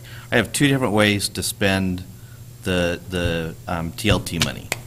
So what is, and I hear that there are other proposals and other things moving and agreements that still haven't been signed, all that kind of stuff. So what is this group being asked to do? Because we can't set the policy. This group can't do the policy. That's got to come from the city council. The changes that need to be made in the TLT policy can't happen at this group. So what are we being asked to do? I'll take a crack at it, Jeff. I think you're being asked to consider the budget as proposed, which is according to current city policy. You as a committee, you could recommend to the city council that they change the policy to allow for the transient room tax dollars to be dedicated to the equipment reserve fund. You're not required to do that, and the council could choose to do that independently of the budget committee. My view is that it was a big issue, one that we needed to sort of get on the table, have an opportunity to discuss it, and make that recommendation. So I guess in direct response to your question is that my preference would be that the budget committee move or to recommend at some point that those dollars be the amount that we've indicated there be directed toward equipment replacement. Colleen? I have a question on line 61308. Is that money to finish and decorate the middle of the roundabout? Is that what that's for? No. The Main Street program is not at all related to Main Street, the street. It is related to Main Street, which is a program named through the National Trust for Historic Preservation related to the Downtown Association. Oh, I see. So this was an additional pot of funding for them. I'm not exactly clear what comes out of this. Maybe the flower baskets, some other sort of downtown beautification events that they do, things like that. Oh, yeah. okay. Thank you. Yeah, you're welcome.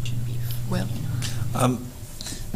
On the change that you're asking us to possibly endorse, if we have a reversal in our TLT funds next year, are you suggesting in your proposal that if you have a reversal in funds that those equipment replacements dwindle back to current levels and you continue to fund these other activities at the current rates? I would say, I mean, my personal preference to some of the ancillary programs that are called for in the TLT, I would say I would rather see that money going to the equipment replacement fund. But that's just a recommendation from me to the policymakers. Okay. And I realize that's not our job to make policy, so okay. Thank you. You know, this is always a tough question for budget committees about, you know, whether or not it's your job to make policies. The budget is the most political document in the city. Political, not in a pejorative sense, like Republican, Democrat, but policy. I mean, you're determining whether or not you're willing to recommend how much gets spent on each item.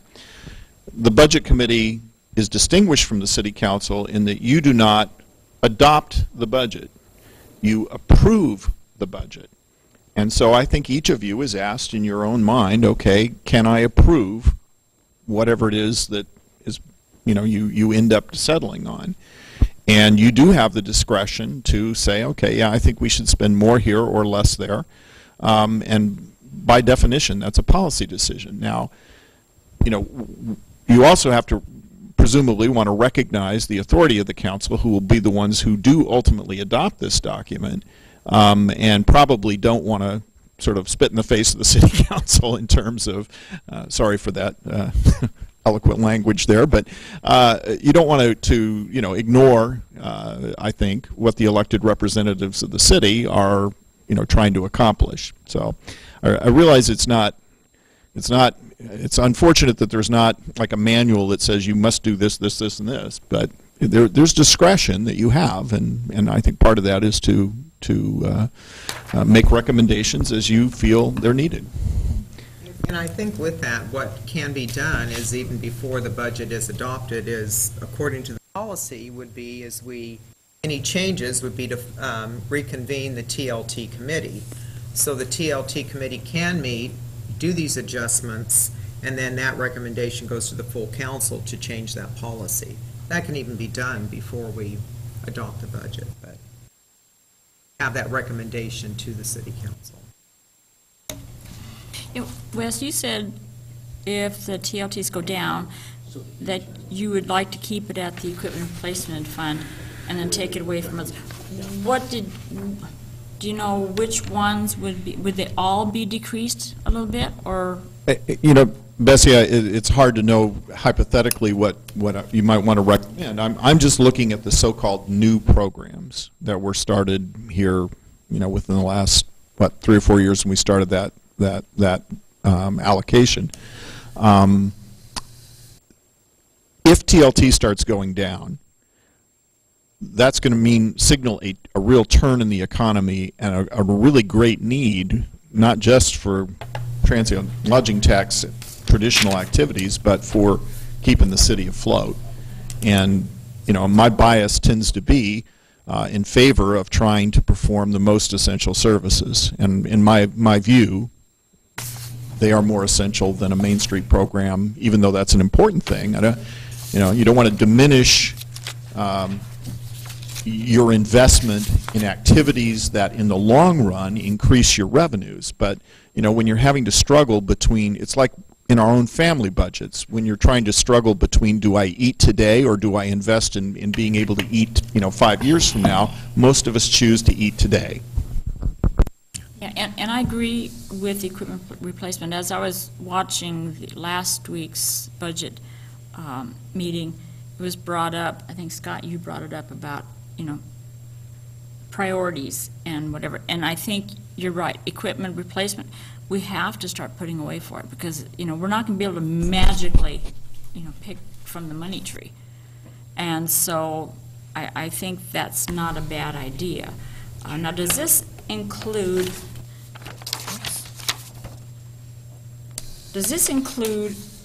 keeping the reserve of 100,000? Not necessarily, no. No, in fact, we would potentially, it sort of depends on how much we draw down for the county promotional activities. We've authorized up to 90,000, but we don't really know what that number's going to look like yet. Okay. First year, you're probably not going to see it, because there's a whole bunch of education that has to happen first. Bill? Okay, thanks. The problem I'm having is that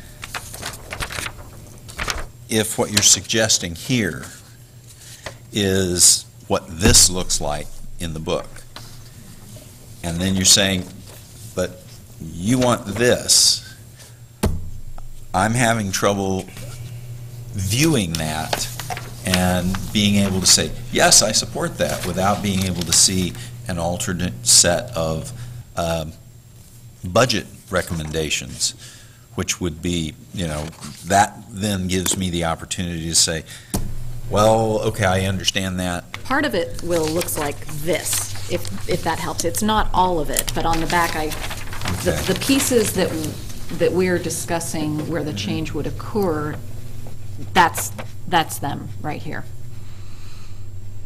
So these are those line items. So rather than, so again, you see the change in that light blue color. Rather than 112% increase for CTP, as the policy indicates, it would just get a flat 3%. Same with Main Street, same with fire, police, Monteith House trolley, and that transfer to Public Works streets. And then the new line item for the transfer to equipment replacement is added in the amount of $193,700. Another question. Go ahead. I'll try it one more time.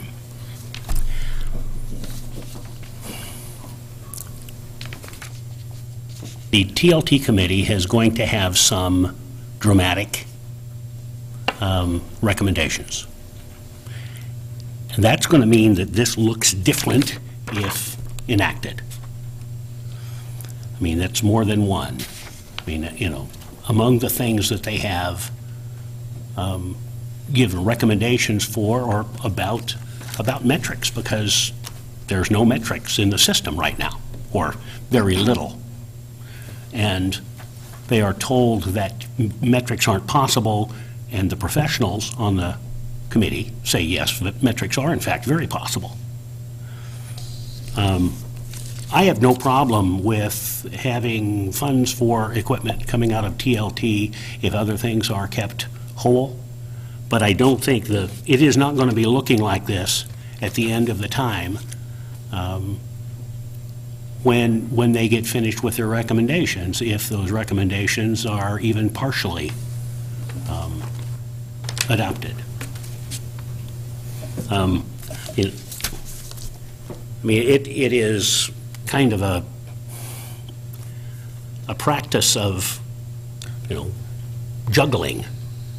You don't know what it's going to look like, and at this point, I guess I have issues with the idea that we're going to rubber stamp something that is going to be something that changes. I don't care if we make a stipulation that this is liable to change, and okay, fine. I don't have a problem with it. If as happens sometimes when you have a line item, oh gee, this is sacrosanct because ABC 1, 2, 3, then I have a problem with it, because it can't be over time. So regarding the change, so when we recommend the budget or approve the budget for city and then they adopt, changes happen throughout the year, and the budget committee doesn't have to reconvene unless at all, ever. So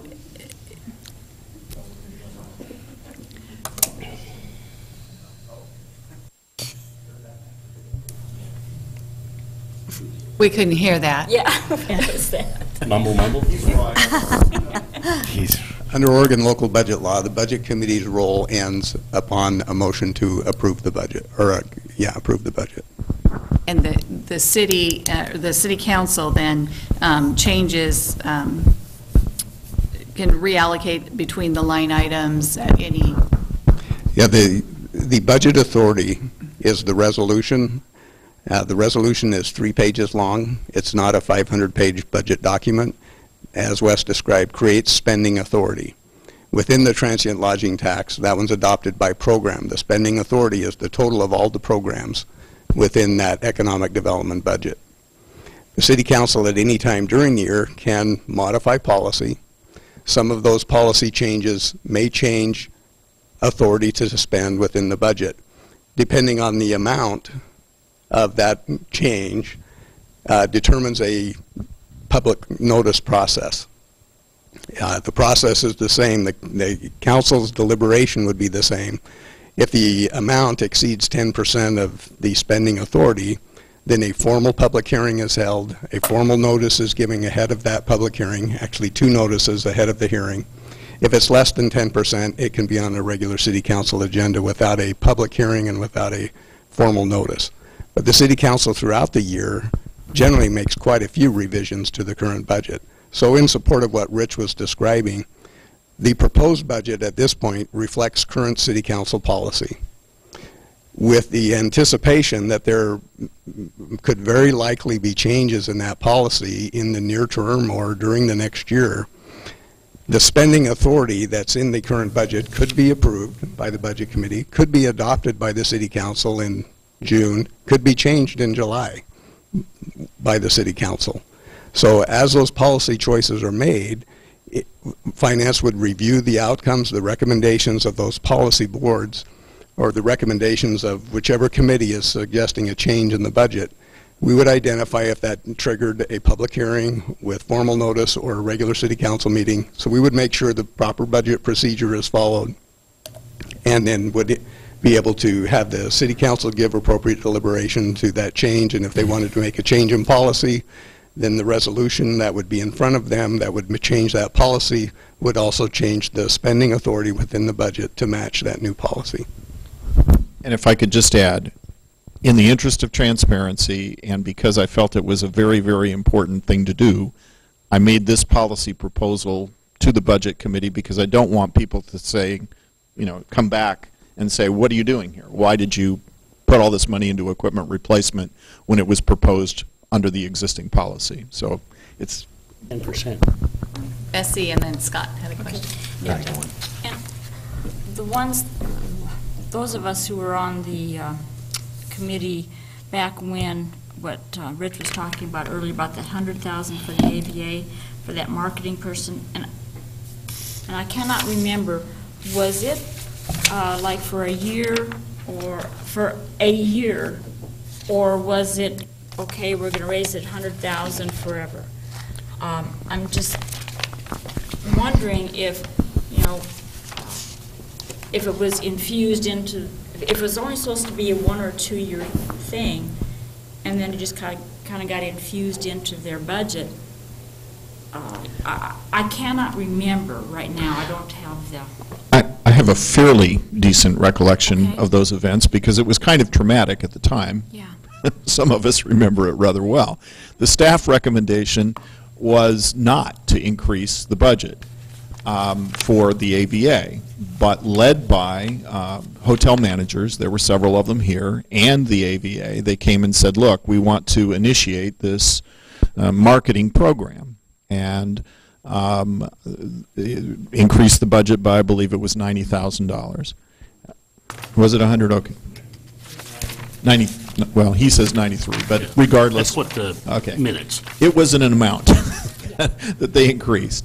And I think that my recollection is that the council had said, well, we'll look at this on an annual basis. Well, of course, the AVA comes back every year with reports to you and, explains why they consider, these programs and these things to be necessary.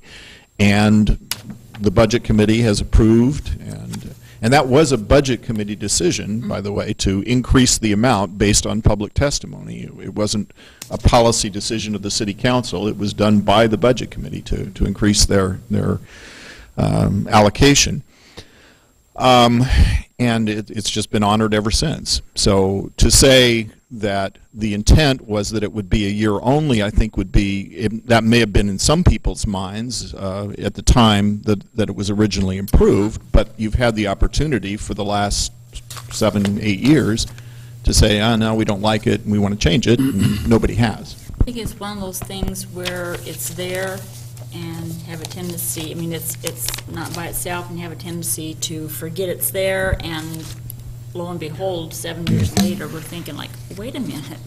Well, of course, it's become part of the policy, too. You made a policy, you did make a policy decision, what, 4 years ago, 3, 4 years ago, to say, yeah, we want to continue doing this. I mean, you had the mayor had the TLT committee put together. It was all rolled into that policy. They reviewed it and said, yes, we want to continue doing it, and up is sort of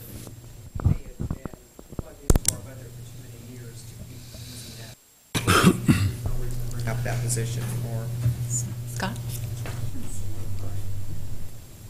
Well, it seems to me within the confines of what we can do here and what we, and speaking about $193,000 compared to a $191 million budget, I would recommend that we continue and move on. We can't adopt a policy tonight. That has to go to the city council, and we have many of those members here tonight.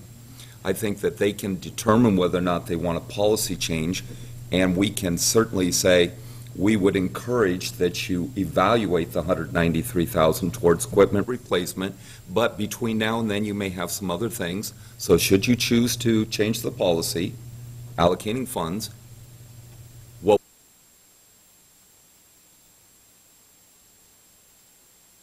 but you have spending authority for $1,457,100. Done. Move on. But I think that's a city council to be able to evaluate the APA, evaluate the effectiveness of some of the programs and whether the money could be spent differently. And I don't think that it's our decision tonight to evaluate that. We need to evaluate whether or not the rest of the budget is appropriate and whether or not this is a valid consideration for the council to evaluate. I appreciate the information, but I don't think there's a darn thing I can do about it other than recommend that the council evaluate it and bring in the appropriate people to talk about it. And I think it's important that, because we as a council don't like to adjust, what the budget committee has suggested. But I think this is good to discuss because the budget committee will know that it may be discussed and it may be adjusted.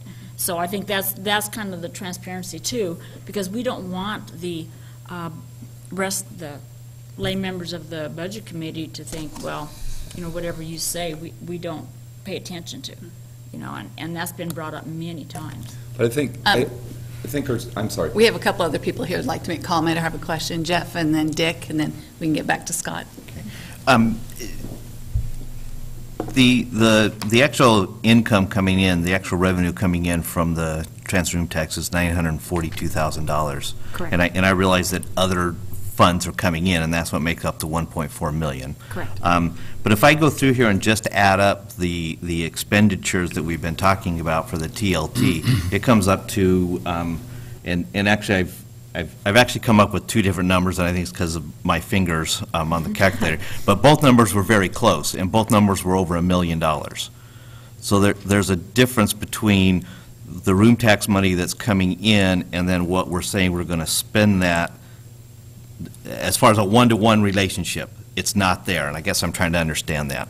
I think the difference is in the beginning balance, because there's the, whatever that amount is in the beginning balance that rolls forward makes up the difference, because all of the funds that come in from the CARA program go directly out for wages and salaries, so we know those are matched up.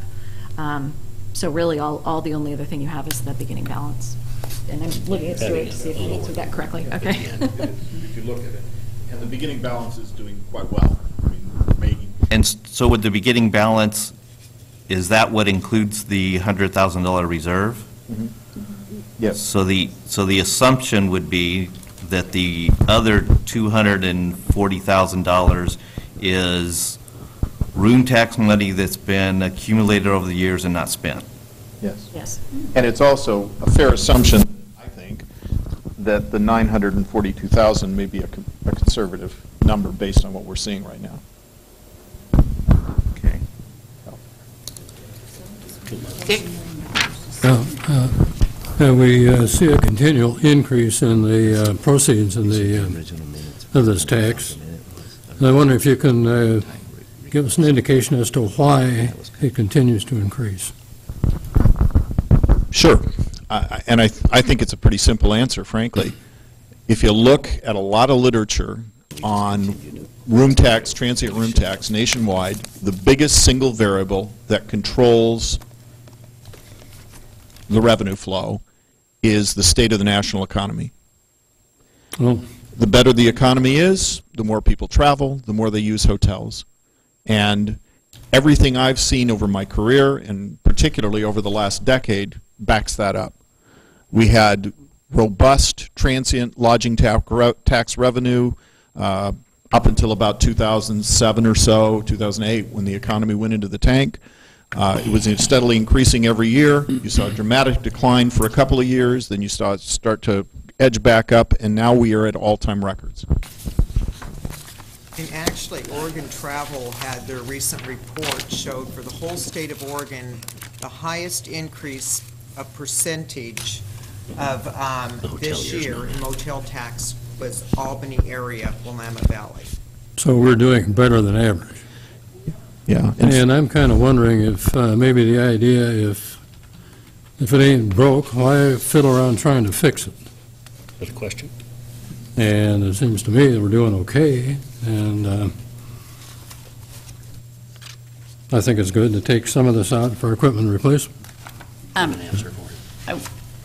Before you do, I want to give Scott a chance to comment if he has something else. And then after you respond to that, Rich, I'd like to move on to the last two department presentations and then get back to deliberation and considering of a resolution after that, if everybody's okay with that. Rich? The hoteliers have an explanation for why it goes up. They are getting, their group rates are going down dramatically. And that's the people who stay overnight more than one night. It's anything that comes in from, if it's Parks and Rec who has a program or the expo or whatever, that's dropping dramatically. What is rising is the people who stop in off the street, and they ask those questions. So you come in, you know, like I said before, you go from Medford to Seattle, you get to, I need to find a place, you pull off, and you pay a pretty good rate for that. However, you don't fill things up and you don't do any, you don't go out and have a fancy meal, you fill your belly. You do not go shopping. You then get back in your car and leave the next morning. So while the number is up, that's great for the people in the hotels short term. The number is not up for those people who leave the freeway and come downtown, or leave the freeway and go over to the mall or whatever. That's their explanation, and, well, they're the professionals. David, if you could start making your way up, that would be great. One last question, and I think I've identified why I was having a problem. Your beginning fund balance is about, this is just rough, 20% of your budget, and that's a lot higher than any beginning fund balance that I've been working with in a number of things. So I'm not sure why you've got that much in your beginning fund balance. Well, the best. Is Gary here? He can't contradict me. Gary, I mean, if you look at building fund right now, their beginning fund balance is pretty close to a year. Yeah. And that's pretty much intentional. I mean, we recognized after the last crunch that it's very volatile.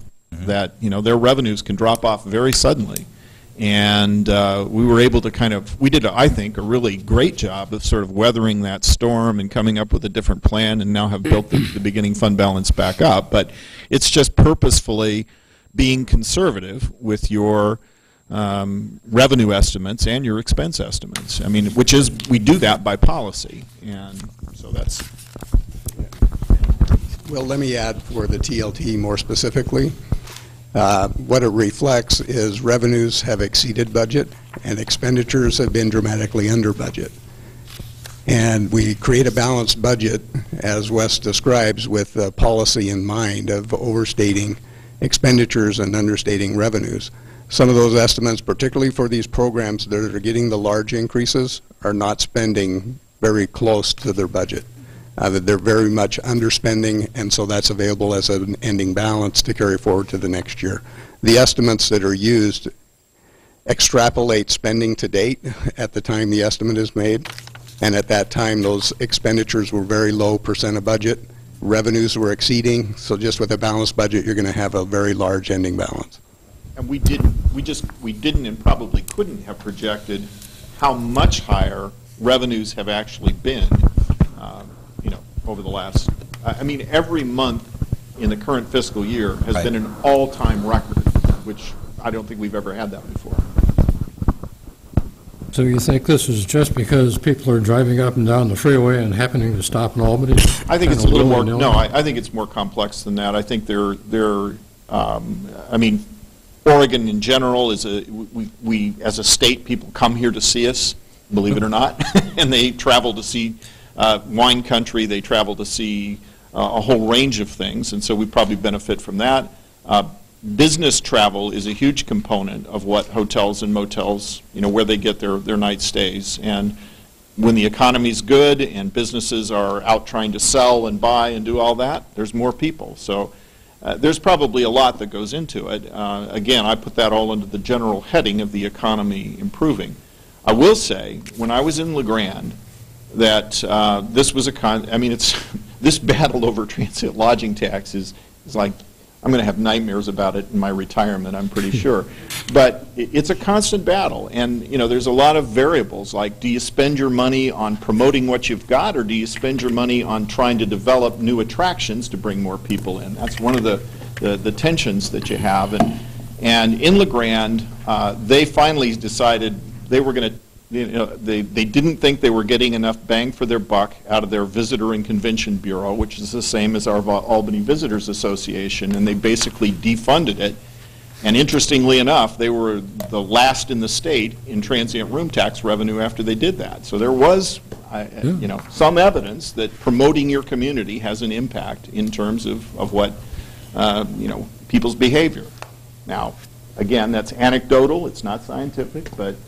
And another thing a lot of people forget about is our sporting events, and the hotels that are close to all the fields are just packed with sporting events. I mean, some of this equipment, some of this reserves, really, if you want it for tourism promotion too, should go into parks to be able to, upgrade our fields and keep bringing in more of these sporting events, because they come in and spend money on weekends. Well, that was the point I was going to make, was it seems like our parks has a lot to do with people coming and staying overnight. Yeah. No, we know that parks are, and you heard it from Ed during his presentation, parks, aquatics, our festivals, all those things have some influence, certainly.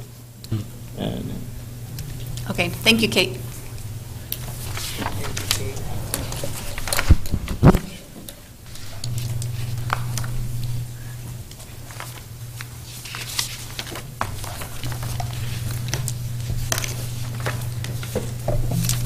I'm David Shaw, the Human Resources Director. And as in the past, every year I'll try to make this the shortest presentation. My budget starts on page 314 with the detail on page 316. So most of the department's budgets are roughly 70–80% personnel services, and HR is in the background assisting the departments in managing that resource that they're spending 70 to 80% of their budgets on. Just as a reminder, things that HR does is assisting departments in writing position descriptions, determining overtime status of positions, conducting salary surveys, posting recruitments, responding to questions about medical leave, health insurance, reviewing performance evaluations, counseling employees and supervisors, interpreting policy and collective bargaining agreements, negotiating with the city's 4 bargaining units, investigating complaints, presenting new employer orientation, conducting exit interviews, and administering workers' compensation. Just some highlights of the past year. We coordinated 34 recruitments that entailed screening over 2,300 applications. We processed 760 plus personnel actions, processed 50 applications for family medical leave, and coordinated 45 workers' compensation claims. Question? Yeah. How many new workmen's compensation claims were initiated this year? I can't give you the exact number initiated, but it seems we're always rolling in the 35 to 50 claims at any time. For a total of how many employees? 170? A little under 400. 400. Now, okay. A lot of those claims are not big timeless claims. It's someone cutting their hand, getting treatment, and they're back to work. Okay. Yeah. That mostly like in police and fire that really gets a lot of Police, those. fire, and public works are the 3 big workers' comp. Yeah. Okay. The HR budget before you is proposed to increase by just over 4%. It's predominantly the result of increases in personnel costs and adding funds for training, which we've reduced several years back, and it's about time we started providing training again. The other one, which I don't have on the slides, but if you look on the budget, the IT equipment replacement, and I have a hole through the numbers. I can't give you the exact number, but it's the 4th one up from the bottom. In 2013-14, we didn't fund that at all. The next couple of years, we didn't put a lot of funds in, and now we're trying to catch up because we have some older equipment in HR. We discussed putting back a position that we defunded in 2011. We decided, the budget being what it is, this was not the year to add it back, but it is something that we're keeping in the forefront, and next year may be the time we come and ask that it be added back. So with that, if anyone has any questions. To David. He, in his zeal to be brief, which is greatly appreciated, the issue of training for employees, we really probably cut more than we should have. And I think it's led to some specific issues that have cropped up that have probably cost the city money in recent years.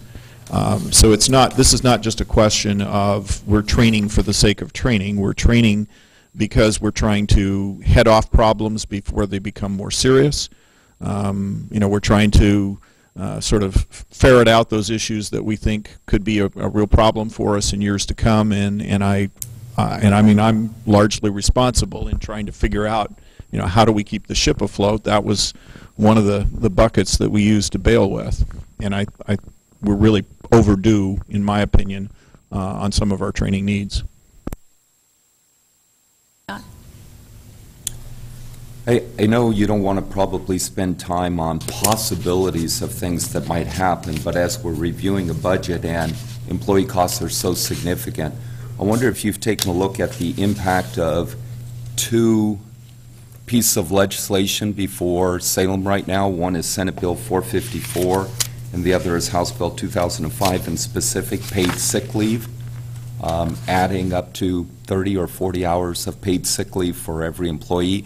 Does that affect our represented employees or non-represented, and how would that affect your? I don't believe it will affect our regular employees because we already provide sick leave that exceeds what is required by the statute. Depending on what a final bill looks like, it could impact temporary employees who might become eligible again, depending on what the final bill looks like. And we did look at that number, and I don't have it on the top of my head. Ed, do you remember? Was that 108,000? That sounds about right. Yeah, I think so. Potentially, most of the temps are in Parks and Rec, so we cut that report specifically for Ed. And I believe the number was potentially $108,000 in costs of sick leave. So to go along with that, the second half of that, they are possibly doing a gut and stuff with it where they would lift the statewide preemption on local minimum wage and allow that to be mandated by city governments. And for example, last week, Los Angeles went with a $15 an hour phased implementation for minimum wage. So they're even considering that on a statewide level. Have you done any considerations as to what that would do to our entire employee budget? Because it isn't just the minimum wage, it's everybody's going to be needed to be adjusted as well. So I wonder if we're kicking this around, because all the cities around us in the country, the major ones, are going to it, and our state's considering it. So that could have a serious impact on ours. I can tell you that the private sector, we're very worried about it and what it would do to our budget, so I would think the public sector would be very worried about it and their budget as well. Yeah, we looked at two different scenarios. If it went up, I think, to $12.80, and then if it went up to $15. Yeah. And again, I don't have the numbers right in front of me. There was a very minor impact on our regular employees. Most of them were already at or exceed the level. I think there was only a handful that were below the $15 level. And I believe it was, again, the impact was predominantly on the temps and parks. And I want to say 50,000. Do you remember it? No, the number was... Right.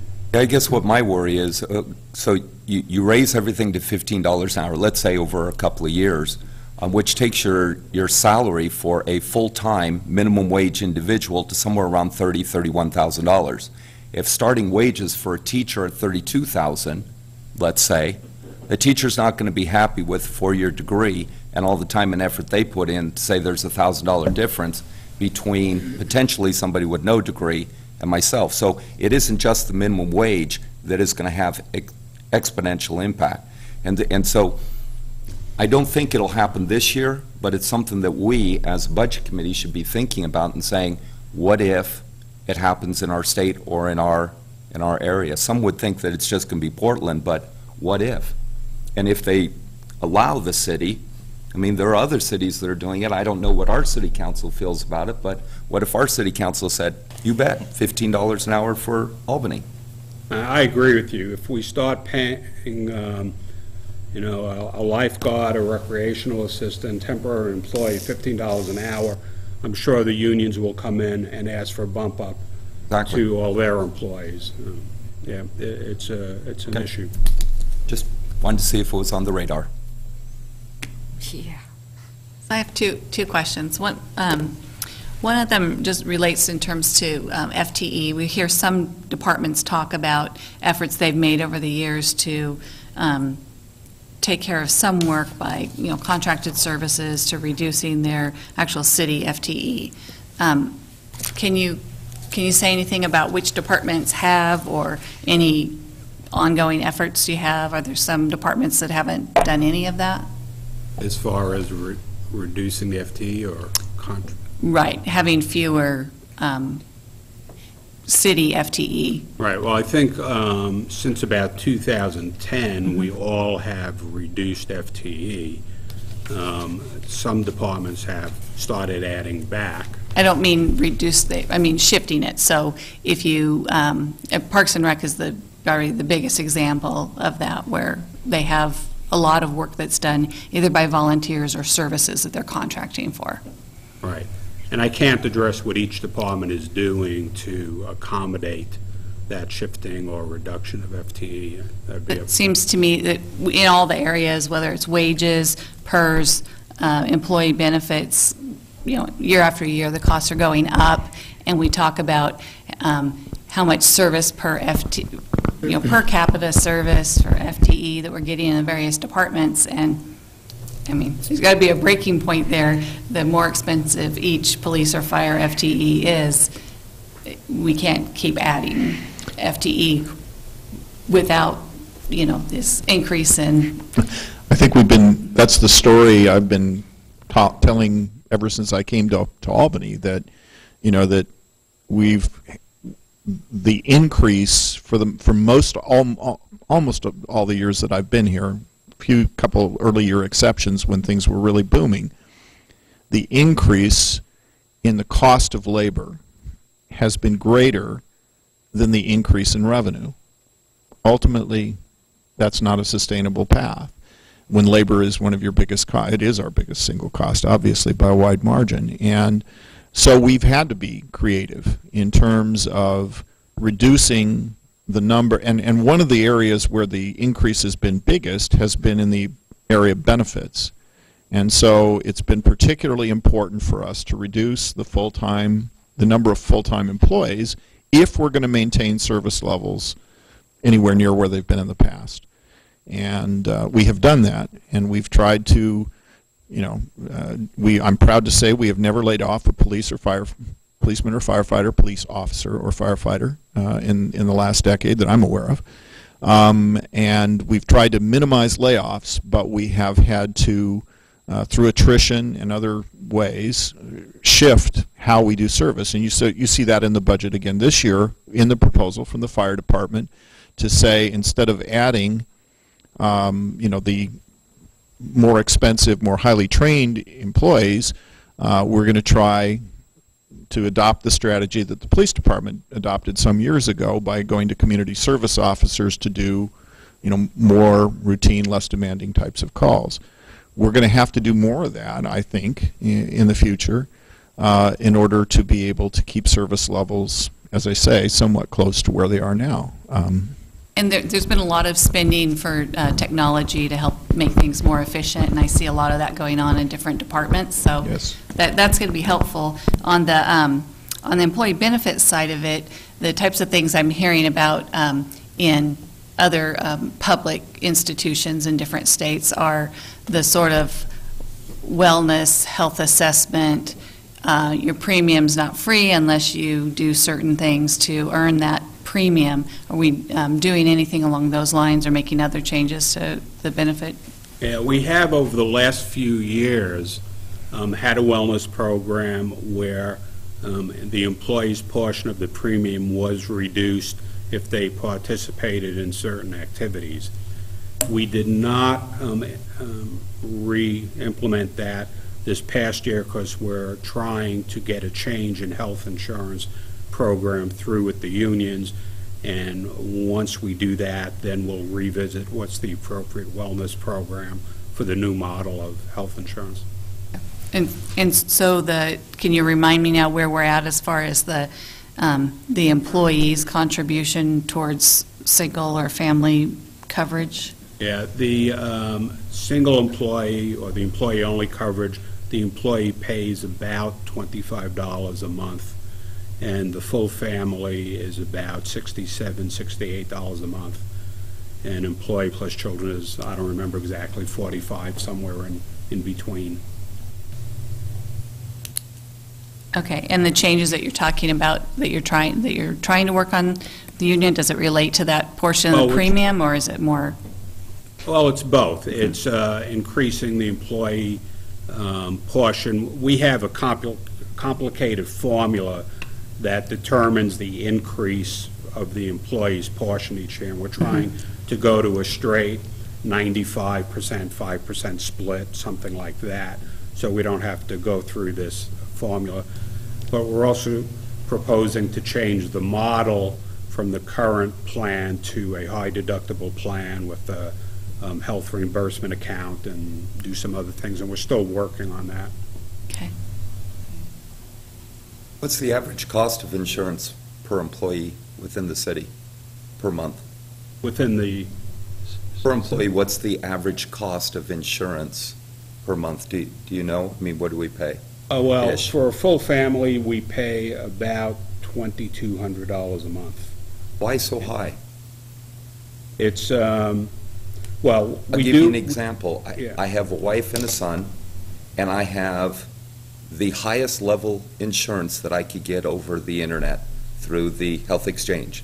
Highest level that you can get with the lowest deductible and the highest coverage. And I pay $1,100 for 3 people. How is it that the average cost for the city is double what I pay with the highest, most premium, platinum level coverage available? Yeah. We do have a pretty rich plan. I mean, there's no getting around that. Better than I can purchase. Well, I don't know it, yeah, but we have a 90-10 plan where the employee's paying 10% and the insurance company's picking up 90. When we look at our comparators of other cities, we're one of the only that has a 90-10. Other cities have 80-20 plans. The biggest driver is claims, and we've had some very bad years in the past that drove claims up. This year, we actually are taking a slight reduction of about 2% in the insurance premiums. So that 2,200 is going to go down to 2,100, which is still a lot, but it's just based on we had a good year as far as claims goes. The bad years drive it up, it seems, a lot quicker and a lot higher than you get back when you have a good year. And Scott, I think one of the issues that we confront is our inability to make significant changes without the cooperation of our bargaining units. You know, it's not like we can dictate to people what they can do. And I mean, we have probably greater flexibility over for example, our unrepresented employees, but it makes it very difficult to find people who would be willing to be supervisors, for example, if they have to accept a much lesser degree of coverage in exchange for their promotion. But yeah, it's been an ongoing problem, and in the sense of the decisions that folks make, in my opinion, on health insurance are not entirely rational.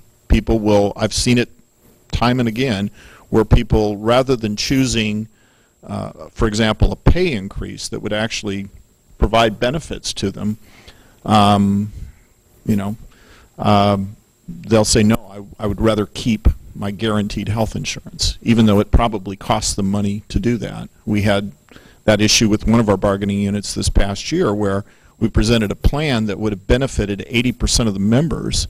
They would have seen a financial benefit to it, but it was not acceptable.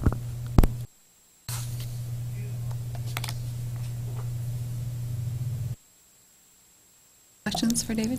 No? All right. Thank you.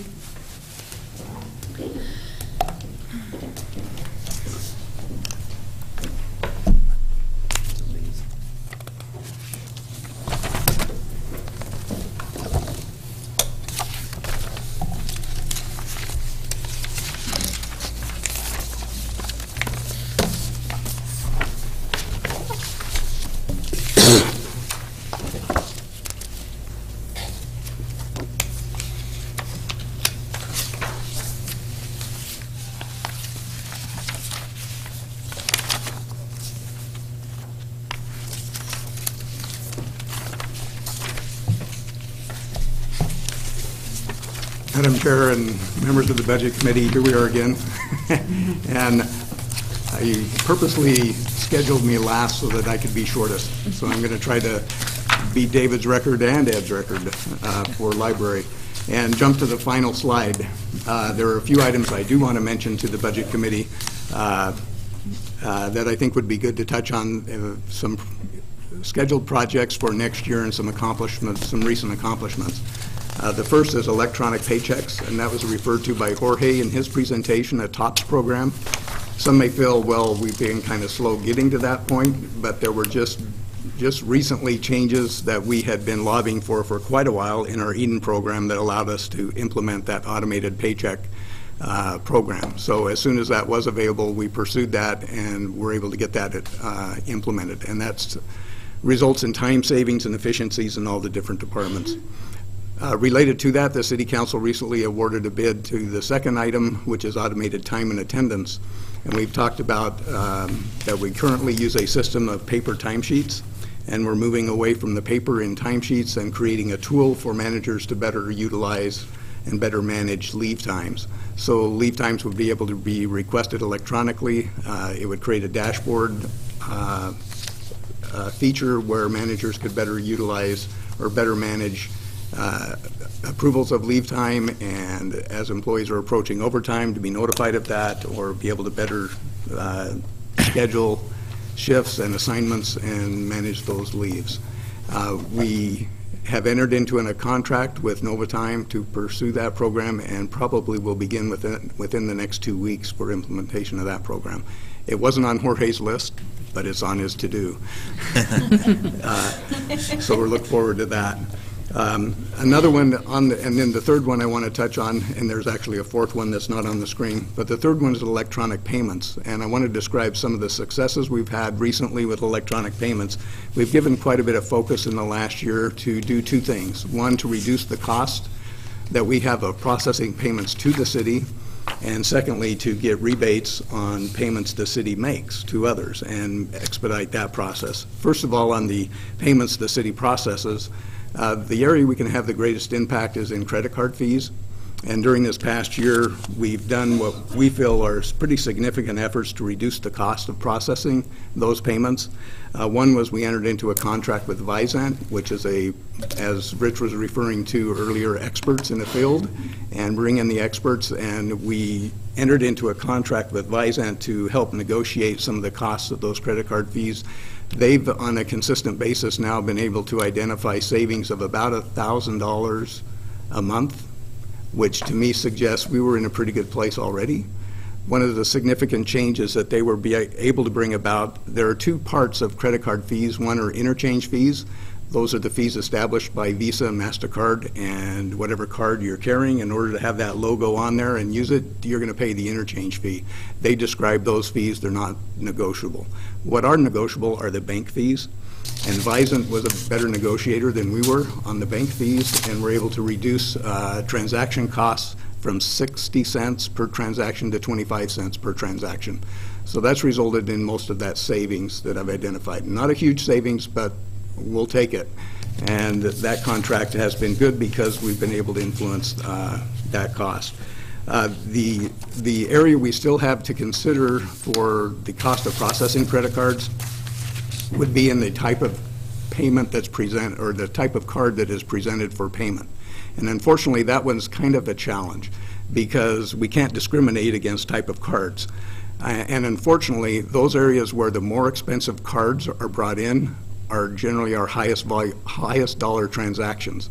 So builders and developers that come in to pay large building permit fees and planning fees, they like the rewards on their cards. And those cards are the most expensive cards to process. Yes, Rich. Actually, I don't know if there's a difference between the city and a business, but we can now charge. Businesses can now charge. You walk in with a rewards card, some of them up to 5%. And let me speak to that. Yeah. We can't discriminate on type of card, but we can establish a convenience fee. And the convenience fee can be established, but it has to be across all types of cards accepted. And we feel that that's a policy choice of the City Council on how the city does its business.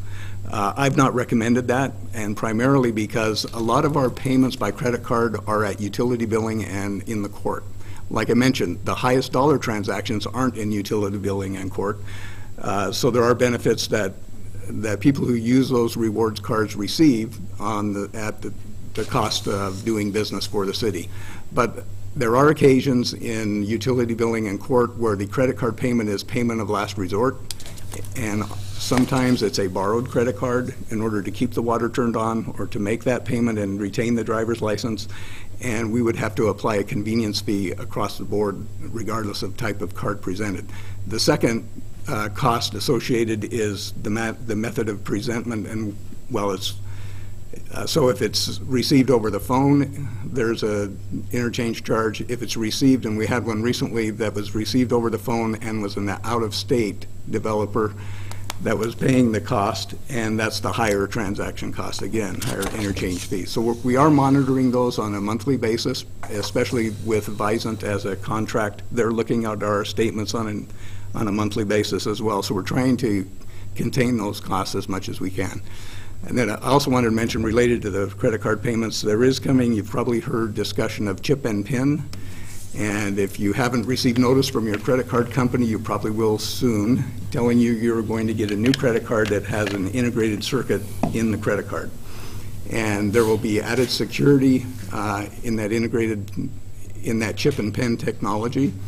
It's greater security for the bank, for the user, for the credit card company. However, it requires a change out of hardware for the city and whoever accepts that payment. And so, as Ed commented at one point in his presentation, that there are certain aspects of purchasing and finance that they just soon leave to finance. That's one of the things that finance will do. And we're actually working very closely with Jorge's shop, with David Gecky, in making sure two things happen. One, that we're able to implement chip and PIN in October when it's mandated, and secondly, that we remain PCI compliance. And PCI compliance is payment card industry standard of protecting personal information on credit cards.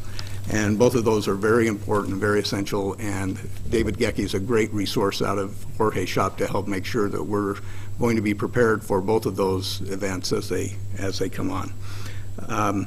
On the purchase card side, or purchases that the city makes, I've indicated before, we've changed banks recently in the bank that provides our purchase cards, and we've been encouraging departments to move purchases onto purchase cards. In the last year, we dramatically increased the volume of transactions and purchases that the city does make on purchase cards. And one of the key advantages is a rebate program that we participate in with Bank of America. And this last year, we received a rebate of $17,141, which is a modest amount. The city of Corvallis, as an example, last year received a rebate of $60,000. So we have a ways to go. That is allocated back to the departments against that credit card fee line item. So that's why there was, at one point in the presentation, we saw credit against a credit card fee line item. That would be the rebate back to that department. As a percent of transactions or percent of purchases that we have made through purchase cards, the rebate was 1.7% of our purchases. So as I mentioned, we're dramatically increasing that and hope to be able to see greater rebates. I'm hoping we maintain a 1.7 or maybe increase that. Our credit card, our cost of processing a credit card payment is just over 2%. It'd be nice if those could offset and we could eventually see volumes on both sides and see the costs wash out. But we're a ways away from there, but that would be a nice goal to move towards. So that you could be one of those high-cost card holding. Yeah. Okay. They're one of the ones right. When you buy that oxygen, you're going to... Yeah, so those are the comments I wanted to make on electronic payments. Now, one that's not on the list, as of Tuesday, we need to sell some bonds. And so that's the other item I would add to the list. And on the changes from proposed budget to approved budget that's on the dais this evening are changes that are needed to implement a sale of bonds during this next year in support of the police and fire facilities. And we're very pleased to be able to have that project on our list. So with that, I'll just answer questions, and we have 5 minutes to deliberate. Any questions for Bessie? Well, Stuart, on page 318, and I just wondered, line 41345 is the medical marijuana facility permit. I got 300. Do we charge? I mean, do we? Okay. Is that like it's a permit, business license type thing? $100? It's not a business license, and I don't recall what the what the... $100. The $100, not much of anything. I need some... I know, I don't recall what the basis of the fee is, but we needed a line to put it in, so we made... Because Ray Kobzinski said $100. That was, Built into the ordinance. yeah. Yeah. Yeah, I think we're in order marking, for... there should be one more person needs to be paying.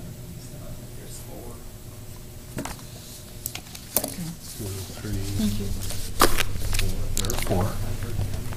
Jeff? Stuart, I don't need this, I just want to see if it can happen, if somebody asked this, if they could get it. But the Pepsi settlement funds, if somebody wanted a listing of all the money that was spent out of that Pepsi fund from the day it was received until today, could they get that? Yes. Okay. And an email to me, I'd happy to email it to you. I could email it to everybody if you'd like. I would like to. We'll send it out tomorrow. I think you provided something like that last year for Yeah, us. there's a spreadsheet that lists city council action and what was proposed and authorized, and I keep that list just for such requests. Okay. And there's a modified version at this point that would include the bond. So right now there are 2 pages. You'll receive an Excel spreadsheet, and if you're familiar with Excel, there are tabs on the bottom. So one tab will be city council actions and what was authorized in those actions and how that affected balances and what was allocated for different purposes. And then the second tab will give a going forward look, starting with 2015 current year on what expenditures we anticipated and then when revenues would come in years going forward. Okay. So hopefully that would be helpful. Thank you.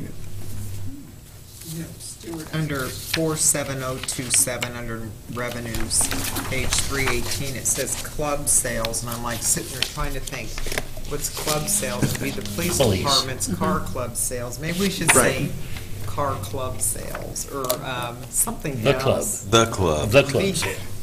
Vehicle, or vehicle club sales. Just kept like thinking, are we into a club? And happy to make those kind of changes, although Eden doesn't allow editing very easily. We'll try to accommodate that. Yeah. Once there's something posted, once we roll it into Eden, it's very cumbersome. It just doesn't allow changes. All right, thank you, Stuart. Thank you. Okay, so we have further deliberation before we consider approving a resolution for the city council to adopt. So the resolution was probably somewhere in our packet from earlier, and then it must include the adjustments. Yeah, do you have the updated one, Mary? We have the list of adjustments, but I don't have a revised resolution. Must have been in our original. I've got We do. Yeah.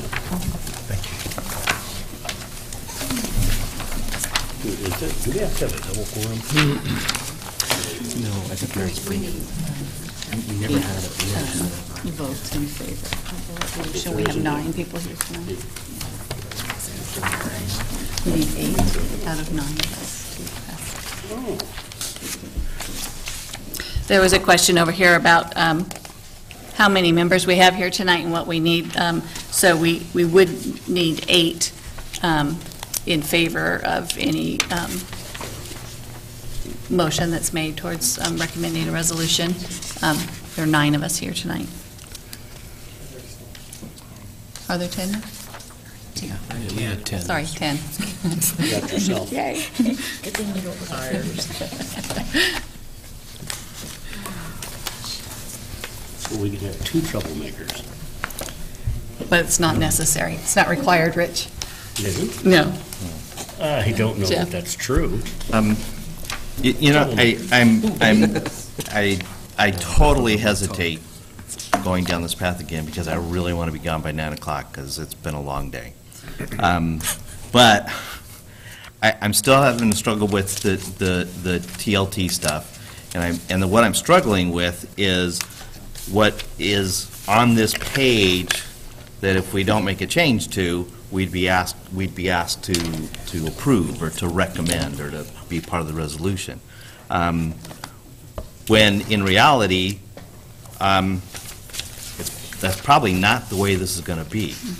And I have, I have a lot of faith and a lot of trust and a lot of respect for Wes and Stuart and Kate, and I know that they're going to, they'll take whatever recommendations that this committee makes, or whatever suggestions, it may not even be recommendations, this committee takes back to the council and try and make things happen the way they should be.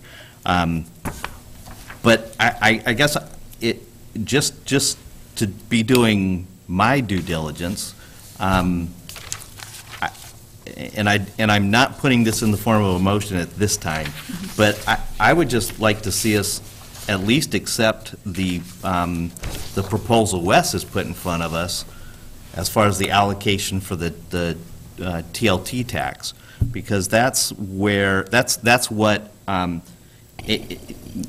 know there's a lot of disagreement about that, but it's probably the closest compromise that could happen with the group that's present. And so I guess I'll just leave it at that as far as my comments. Will? Jeff, I want to support what you're saying. The kicker funds that are debated from the state level, where people have said, we need to put that into a rainy day fund, or we need to put that into schools, or we need to put that XYZ. I think unexpected revenues like this from the TLT, it makes sense to have a place where it's really needed to park it. If things go south, you don't put any equipment replacement funds for a year or two till things start turning around again. So I agree that I think this is a better place to park those funds in a place that will be useful when we can get them built up. But wouldn't we approach this from a budget committee point of view to be able to say, we recommend this budget, but we approve the budget, but we make a recommendation to City Council to review the tax and to be able to identify whether or not there should be changes in allocation, changes in maxes, and quite possibly even a limitation to the beginning balance, and the whole way in which it's treated. Because we can't really approve a budget with changes that involves a policy change for City Council. But we can approve a budget that says we want to move on, and we would recommend that you review this subsection and see if it could be allocated differently if you consider the policy change. I mean, that's really all we can do, other than say, well, let's go home tonight, send this to City Council for them to make a policy change. If they make a policy change, now send it back to us, which allows us to reevaluate this budget item, approve the budget for them to go and ratify. I mean, we're kind of stuck behind a rock and a hard place. Which comes first, the horse or the cart? And we're kind of stuck on the sidelines, not able to do anything with either.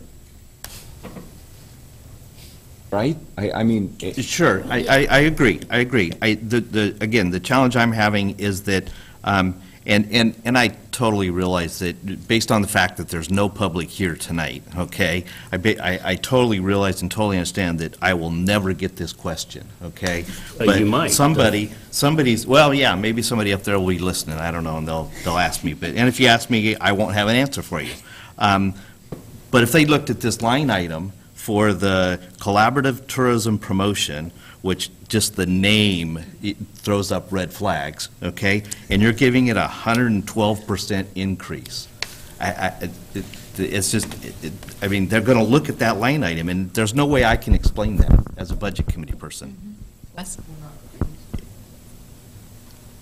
I understand the Budget Committee's reluctance to change city policy. I mean, there's some, obviously there was staff reluctance to change city policy. We could have proposed it, we chose not to.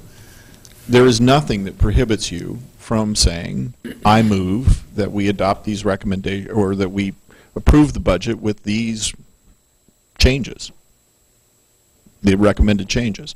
You can do that, and the council still has the option to look at the policy again and do whatever they're going to do with it. But if that's your choice as a committee, if that's what a majority of you want to do, you have the authority to do that. I mean, you may not want to. I mean, you may say, okay, no, we want to leave that for the city council, but, you know. Jeff, I think the council is all in support of not how it's being allocated for the 112% increase across the board. I do think, looking at there needs to be a change there, but we do have a problem. That would be with with the TLT committee to make those actual changes on that. But if you remember right, back when you're on the council, when we established this policy, the recommendation was not for the overall increase in these funds at that amount. It was to only put the funds in more of that CTP reserve, and there was one other, which I can't remember offhand, but it was going to end up making more of a reserve. It wasn't going to be increasing everybody's, but when it came to the actual amendment proposed from the TLT, that didn't pass, so then it stayed that existing policy that didn't end up making those other changes. So this is what's happening today, that we're faced with the 112% increase across the board on the new programs, because that amendment never was passed on that. That's why we just need it to go back to the TLT committee and get it all corrected on that and get it adjusted. So I'm in agreement. Yes, I think that is too high on that 112% increase across the board, and I think council is too, and wanting to put it in reserve. Michael, did you have? Well, no, just as a community member who's been on this budget committee for a couple of years now, clearly it's been a red flag being raised about putting into equipment replacement funds. And so I have no problem. Here you found some money, and I realize that it may get fought over in the weeds later on, but I don't know where else we've got to start doing it. So in that sense, I, as a community member, kind of maybe my blessing for a kind of an overall process, yeah, absolutely, I think this is a great start to attacking something that's going to hit us eventually really hard. So I have no problem endorsing that proposed use of the TLT funds. And if it doesn't come out in the wash, that's for the policymakers to decide. But we've got to start. I'm endorsing starting to attack that that replacement fund. Bessie?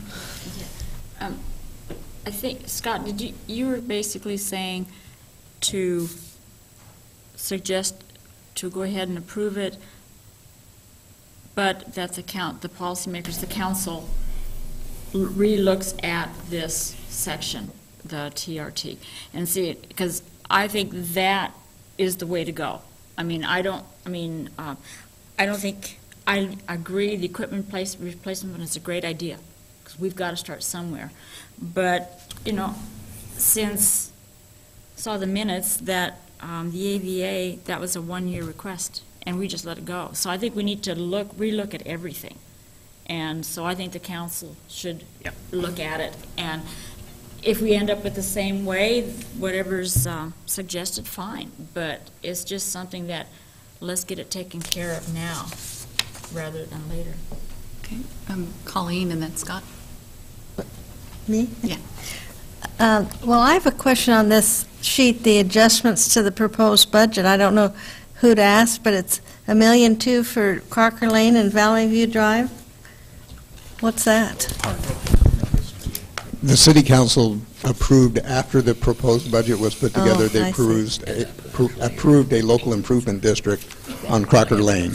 Oh, okay. And so those are adjustments those reflect adjustments based on previous action of the city council after the proposed budget was built. Okay, okay. Thank you. So being sensitive to Jeff's comments and making something like 112% increase under CTP look kind of silly for us and development, and being that we really can't make a policy change, is it more palatable to say, keep CTP and development at 3% as recommended, because that's not a policy change, but take the $193,700 that is the equipment placement and just split it between police and fire, the 912, 68, and 70, with the recommendation to the city council that they consider a policy change allocating a large portion of that, if not the entire amount, $193,700, to equipment replacement. But at least we're not approving a budget with things towards a category we don't even like. We could say they're at least going to police and fire, and we think you should put it in equipment replacement, but at least it's in the correct category, so that nobody looks at this and goes, wow, 112% for the wrong category. I mean, again, all you're doing is approving or recommending an authorization of funds. Then the city council can say, take them from this area, put them in here because we're creating a policy change. But at least we're not approving a whole bunch of money to an area that we don't think is appropriate. Maybe that'd be a compromise. That's still a policy change, though, the two that you mentioned. It's still a policy change to give more to fire and police? Then, okay. Well, to only do 3% on those two line items that you mentioned. Okay. But we can still recommend it. I don't think that Wes is going to forget, or the chiefs are going to forget, where they want to get the money from. I can vote for an approval with the recommendation that the city council review the TLT funds and where they go. The TLT committee, frankly, should not be doing it. These are people who receive TLT funds, or many of them do, and that's a conflict of interest. It should be done by the city council or somebody at the city council's direction. Well, if you remember right, the TLT committee was with two members of the city council, and it was the county, and it was the parks, and it was the AVA and ADA, and, right. And I believe a hotel was on it also. But they were the ones that are part involved in tourism, making the recommendation to the city council that ratifies. It's not a problem with people making good recommendations. You need those people to make recommendations. Right, and that's what they But did. if you are going to ask somebody, where should the money come to, and the answer to the question is me, that is not an acceptable, at least in the business area, in the business arena, it is not acceptable.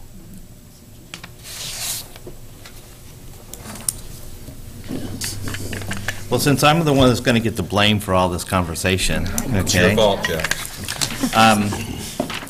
I'll make a recommendation that we approve the proposed budget with the amendments that were handed to us this evening, right? That has to be on there. With the amendments that were handed to us this evening, and with a very strong recommendation that the council review the TLT tax and the way that it's distributed. Second. Okay, any further discussion? All those in favor, say aye. Aye. Aye. Opposed? Okay, motion carries. Yeah. All right, any other business this evening? Okay, meeting adjourned. See you next